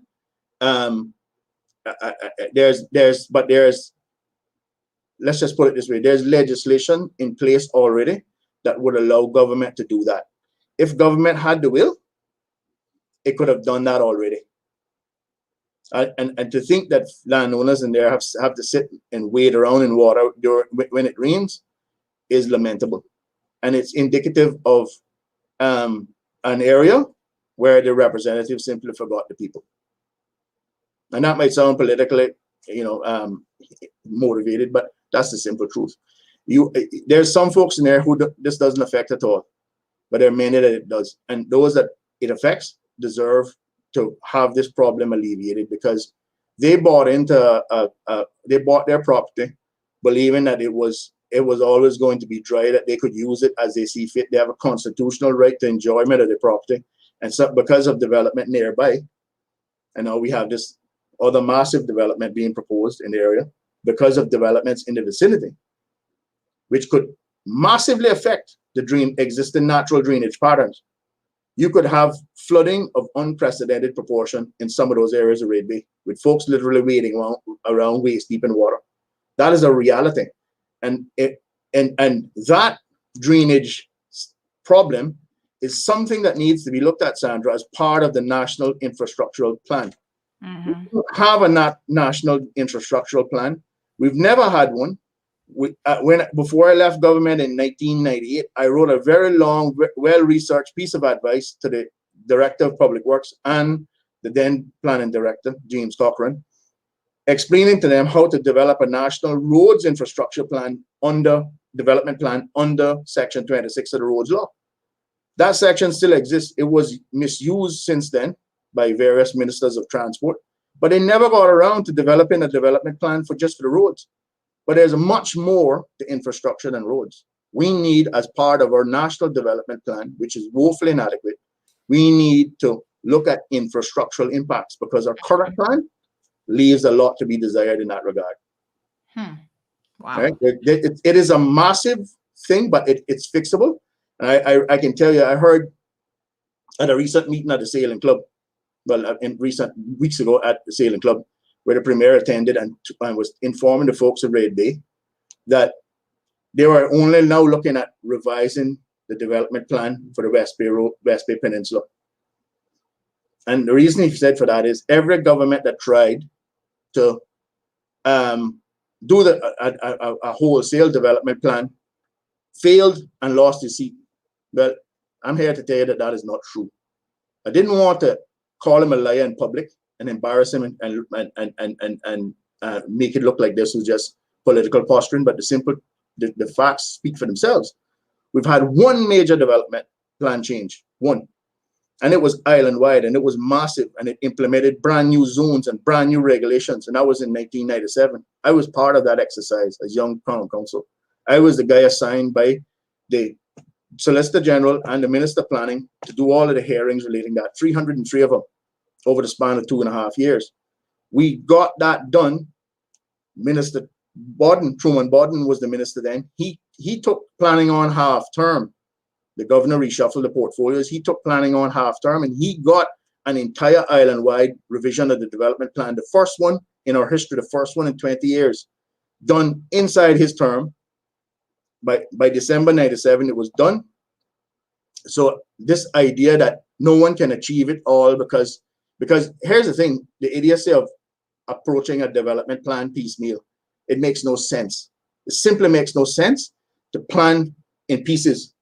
That is exactly what's wrong with this country. That right there is a microcosm of the wider problem with the approach, the mindset of this government.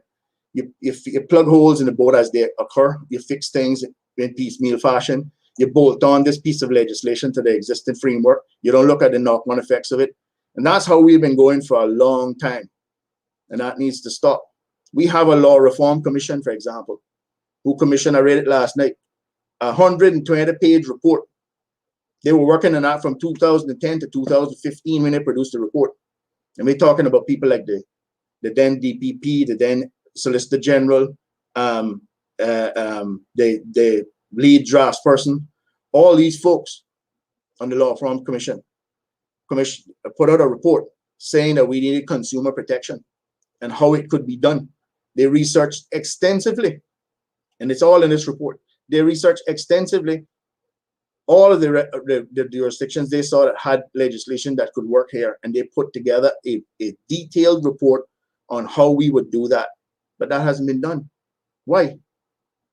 Because we, the people of this country, don't deserve consumer protection. Every other first world country has that, you know. Absolutely. And you were talking earlier about discrimination, and we're going off on a tangent here, but since we're talking about things that have gone wrong, and since you asked me earlier how I would do things differently, that's one of the things, Sandra. One of the other things we need is we need anti-discrimination laws. Why do we need that? Oh, we don't. Exactly. Everybody says, you say that to, will look at you and say, whoa, that's a dangerous thing. But you know what? Again, every other first world country has it. And we have a constitution. Section 16 of our Bill of Rights protects us from discriminatory acts of government vis-a-vis or other constitutional rights by government. And it says that folks should not be discriminated against by government based on race, sex, color, religion, etc., etc. That's required of government. Government can't pass laws that discriminate in that regard. But we don't have any protection for discrimination in the private sector, despite the fact that in the legal profession alone in 2017, the parliament of this country was inundated with complaints of discrimination and abuse by prominent members of the legal profession. And yet, and we're talking about discrimination based on race, color, and or nationality. Those things that the government are prohibited to discriminate against us based on. And we don't have yet anti-discrimination legislation. Why is that? Who benefits from that? Quo bono? Who's the beneficiary of that? Yeah. Think about it for I a mean, minute. Sammy, I'm glad that you mentioned that, because oftentimes here on the program and our platform, we point out discrimination in advertising for jobs. People will come right out and say they want a woman, they want a man, they want a Filipino, they want a Honduran national. I mean, to me, it's so blatant, but because there is no legislation in place, you can't ever hold those individuals accountable. So just a few comments here. We have Julie who says, Caymanians might have been in lockdown, all right, but these private iron birds are still coming in. Can fool some of the people some of the time, but they can't fool the rest of us anytime. Amy says Sammy is a very fair, compassionate, and educated man. If I could vote for him 50 times over, I would. He's always been known to use his knowledge and skills to help people. We need legally versed politicians who are known to put their all into what they do their research, and can navigate the course of the future of these islands, especially with all we are facing. Extremely proud of you, Sammy. Ethel says that the feeling is mutual. She agrees. Larry says somebody got a slap on the wrist. I'm not sure who he's referring to there. Lenny says, no, people live here and know that certain parts of the land is low, and so they need to fill it, and they build too low, want to save, and it costs more when they do that. But the flooding issues in a lot of areas have nothing to do with private properties. It's actually the government roads that are flooding. So even when people build up their properties because of insufficient drainage, that still creates massive flooding on the roads. It doesn't take but a half an hour of rain and all of us are driving underwater. Mitchell says, I give Sammy a chance to lead. We need to see what he can do. So vote for Sammy Jackson. Julie weighs in, says that older folks never used to buy land until the rainy season was over. Let's see if people know why. But of course, these sort of water basin areas change with, when government builds up the main road and then they don't put in proper drainage, it impacts surrounding properties and other government roads, because water will find a way to flow. So if there's no drainage, Sammy, I think you can agree with this, the water is going to find somewhere to go, right? The lowest point. It's going to hit the lowest path of least resistance. Elizabeth says, I believe we're looking at our next premiere. With a wealth of knowledge, Red Bay, please do the right thing on April the 14th. Louis, thank you for checking in. Louis says, check valve concept to direct the flow of liquid. Cayman needs you, Sammy.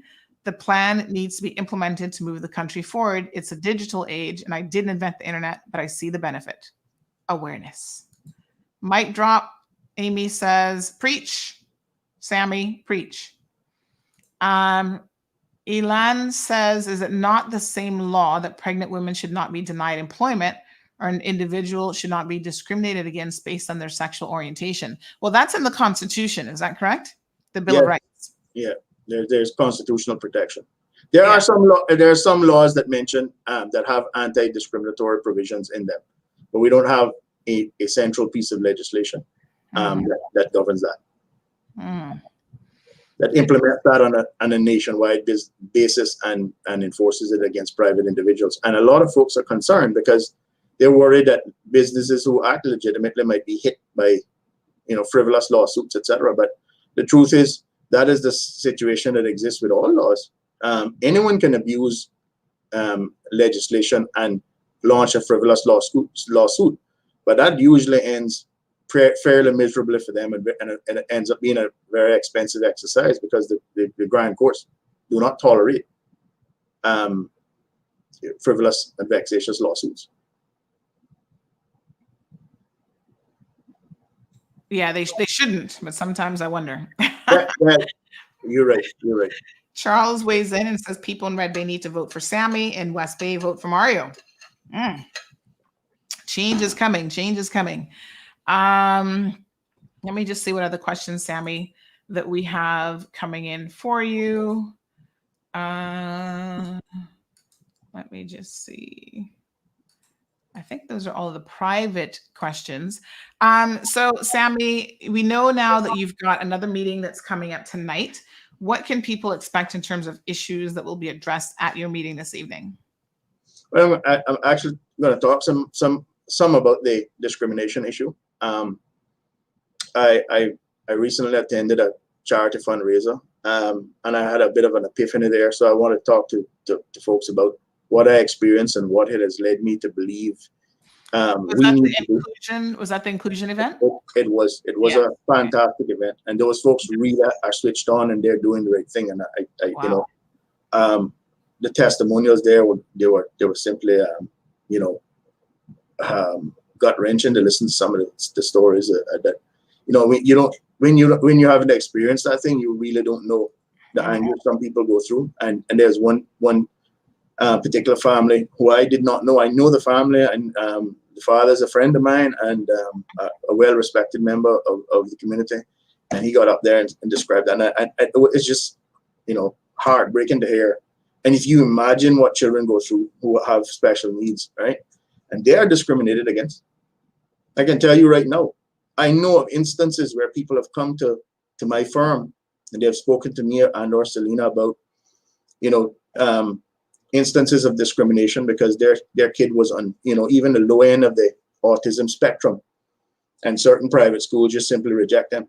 And one of the things I did late last night was I downloaded the education law, which I haven't looked at for quite some time, and was pleasantly surprised to see that although that law isn't a massive piece of legislation, it does provide for a process where once a student is determined the student needs special needs, all schools, the relevant authority, it calls it, which would mean either the Department of Education for public schools or the Board of Governors of a private school, they must make accommodation.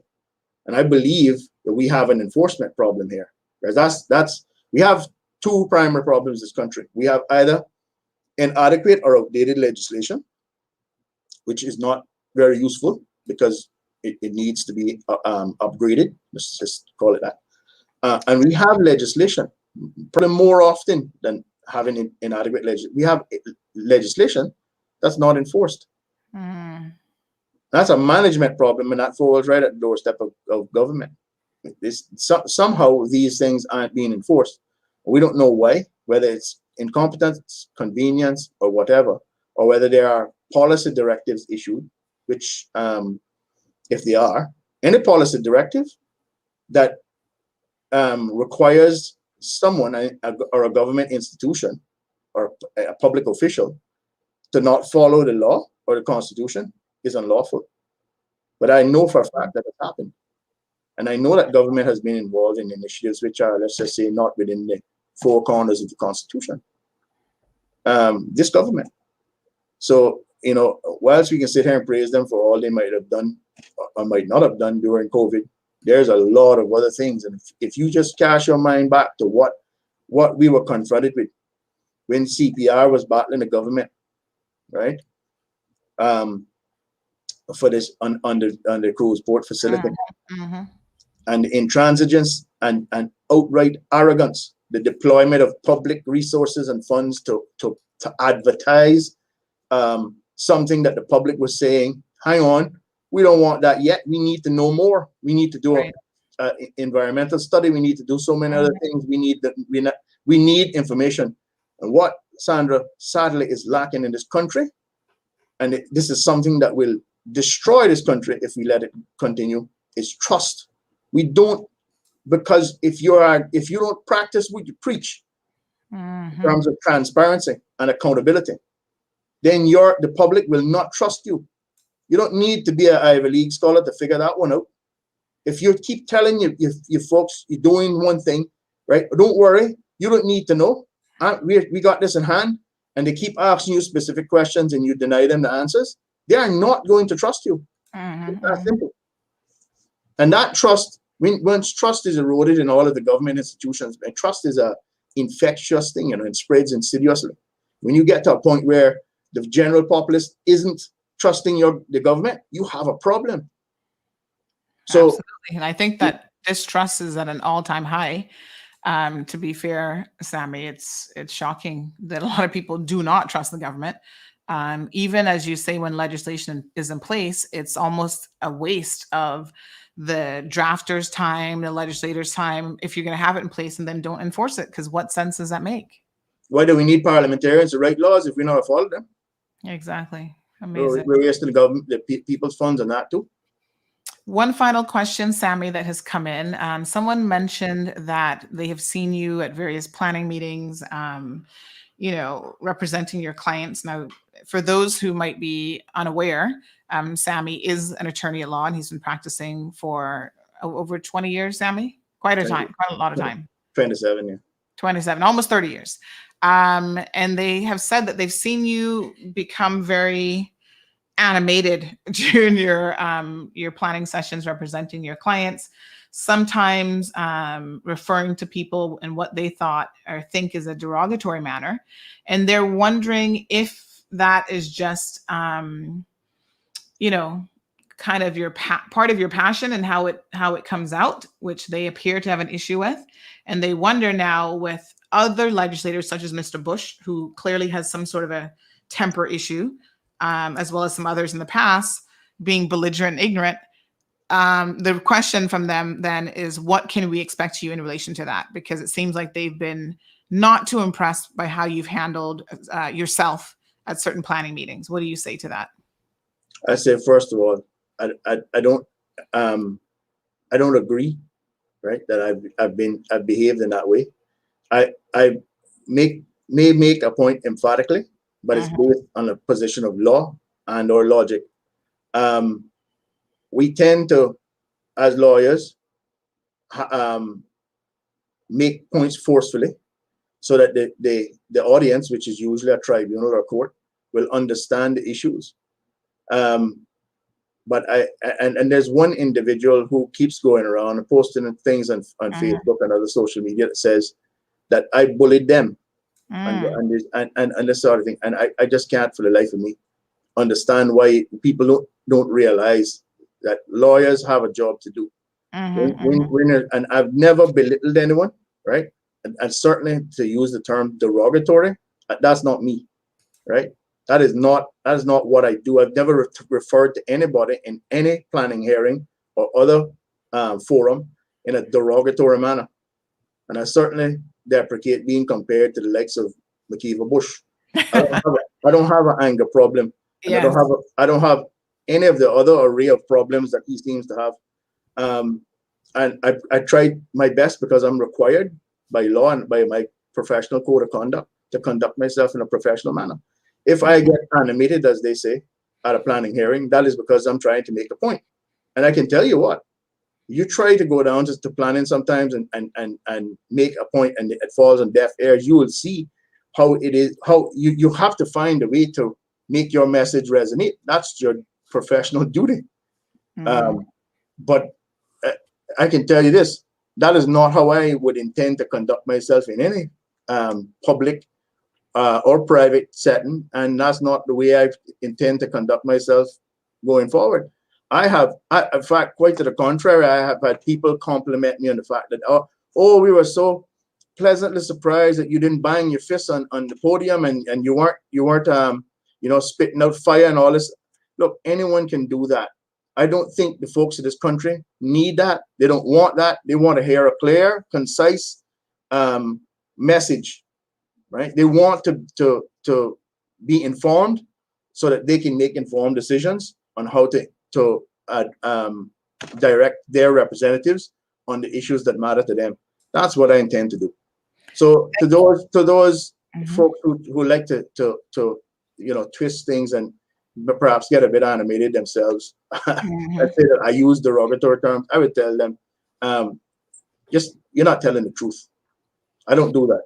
Okay. Well, thank you, Sammy, for that. And Selena says that she's worked with Sammy and she's never seen him act unprofessionally. She says that perhaps these are people who are simply trying to badmouth Sammy. Lawyers do not take what they do personally. People may be upset with the position an attorney takes on behalf of their client. Amy agrees, says definitely not his character. Anyone who knows Sammy can attest his character. So Karina also says, I can testify that he does not have an anger problem, and I've been living with him for 13 years. So I guess she would have definitely seen it in that amount of time. Moya says, honestly, we need to make changes to our planning board. This is a big issue with abuse of power, as well as the planning board overstepping and making decisions outside of their lawful authority. We need to have the whole planning board changed. Just one final question, Sammy, before we close off the program today. Do you think that it's time that we stop making boards political appointments? Yes and no. But we need to stop appointing people who are guided directly by politicians. How do we do that? Oh, it's quite simple. We already have the legislation in place that took effect in June of 2019. That's the Public Authorities Law, which describes how every statutory authority has to be or should be restructured, where appointments to board of directors of those authorities is done based on merit, qualification, etc., and with a prohibition on conflicts of interest. Now that planning authority functions as separately and distinctly from government. Although government may make the appointments to the board based on the matters prescribed by law, those persons are not directly connected to government. And once they are appointed for a specific term, they cannot be manipulated or influenced by government, because that is not allowed by the rule of law. We have case law here on that, E-Banks versus the CPA. I can tell you we've already had a few authorities that were not the CPA, but other authorities that followed the more modern model of an independent statutory authority. Two of them were the ERA and the ICTA, which are now been amalgamated under the off-reg. When I was chairman of the ICTA, for example, this is how this works. Government made the decision to include itself as a licensee under the ICTA law for certain infrastructure, ICT infrastructure. There was a dispute which was lodged by a private entity against the government for not sharing that infrastructure, which they're required to do by virtue of the infrastructure sharing provisions under the ICT law. And we, as a board, led by me, made a decision to issue a directive to government itself to force them to comply. I had a very difficult conversation with the minister where I had to say, I know you all might have appointed me and the other members of the board, but we have no choice here. You are in breach of the law and you have to follow that directive, right? And in the end, that government saw sense and did the right thing. And that is how it's supposed to function. I'm sure that they were not happy about it.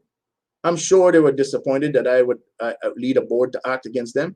But that once you're appointed and you understand your duty, right, as one of these directors appointed board, you have no choice. Anything less is a mild, at best, a mild form of official corruption. Because if you are going to be put there to act as the proxy of the government, there's no purpose in having a board at all. We've been down this road many times before. I have been as an advisor to the CPA when I was working at legal. I have advise them against this. As a representative of certain stakeholders, I have had the Minister of Planning of the day tell the planning board, either you do what we tell you to do, or we will fire you all off the board. And I wrote a very pointed letter telling them exactly why that was unlawful, and they backed off. So I'm cognizant of all of the risks and problems associated with unlawful interference with statutory boards by government. I can tell you this, certainly any government that I would be a part of will not get involved in that, or I wouldn't be a part of that government.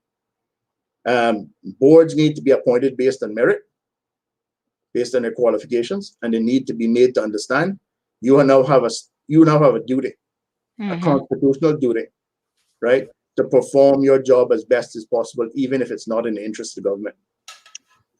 That's how it's supposed to work. Yes, CC points out sometimes that board members themselves are conflicted because of the nature of different types of businesses that they're in. So she says that board members should not be owners of hardware or own a successful business that also approves projects because their business can benefit. So conflict of interest. And Marissa says, I've listened to his meeting and he's truly intelligent and sounds like he could do the job. Too many friendships on those boards, says Marissa.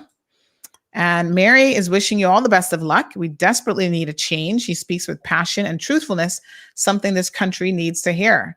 For too long, speaking the truth seems to put you in a position to be crucified. Boy, do we know. Moya joins in and says we need an oversight committee that selects and oversees the members on the boards and have that committee overseen by the deputy governors. So more oversight upon oversight. I think that if we try to... We have the ombudsman though. So, and I would encourage anyone that has an issue with how a board functions to use that constitutional institution. We have an ombudsman office that looks into maladministration. They investigate it. They probably need a little more teeth in terms of enforcement against these boards when they form the conclusion. But for whatever reason, that has never happened. But at least one would believe that when the ombudsman criticizes a process or a procedure or a decision of a statutory board, that would or should have the salutary effect of making them do the right thing. One would hope. And if that doesn't happen, then we probably should refer the matter to another constitutional institution, which is the Anti-Corruption Committee. So that's what I would say on that matter.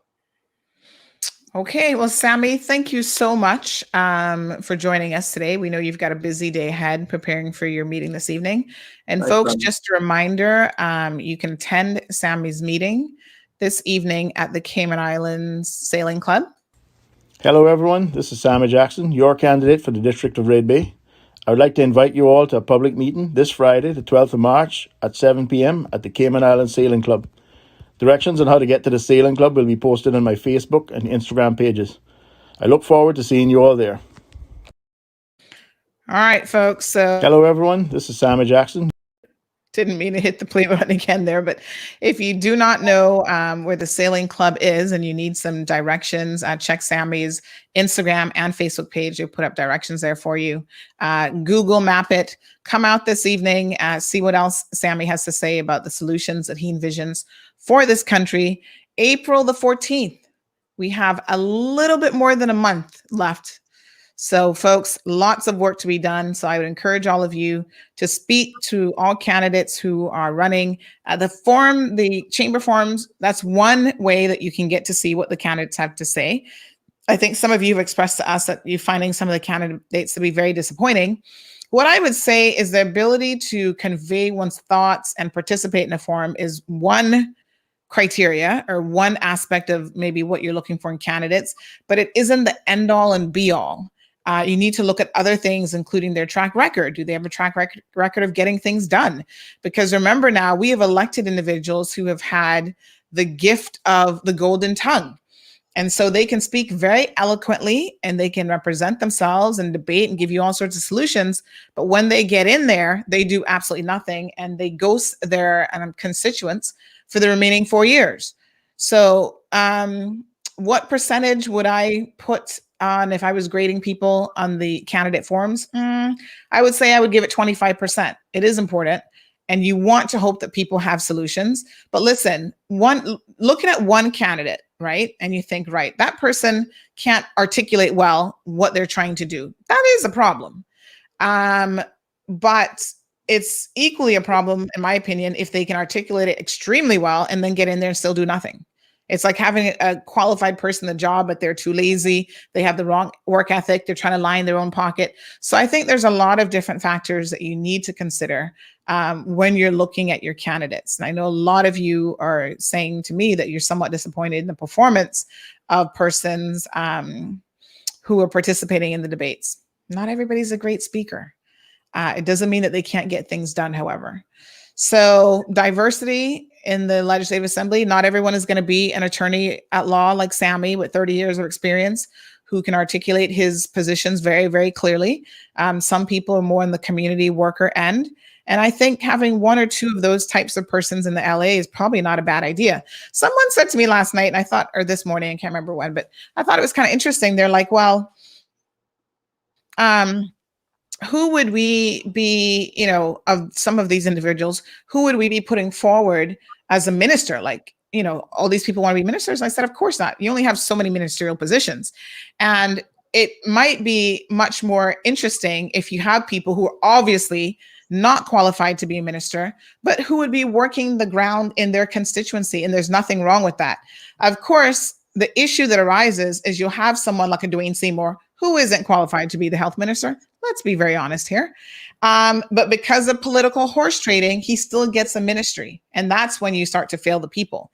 So I guess that's the danger of electing underqualified individuals in the Legislative Assembly, is that you run the risk, because of political duplicity and games that are being played to form a particular government, you run the risk of someone getting a ministry who should never be in that position. And that's unfortunate, but that's the cold, hard truth. Sammy, thank you so much. Thanks, Andrew. Appreciate it. I'll see you tonight. Okay. All right, folks. So another great show this morning. I trust that you guys enjoyed it. Why don't we leave off with a few videos, including the one from Chad Brown.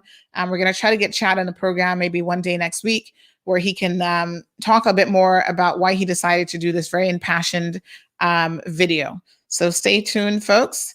And well done, Chad.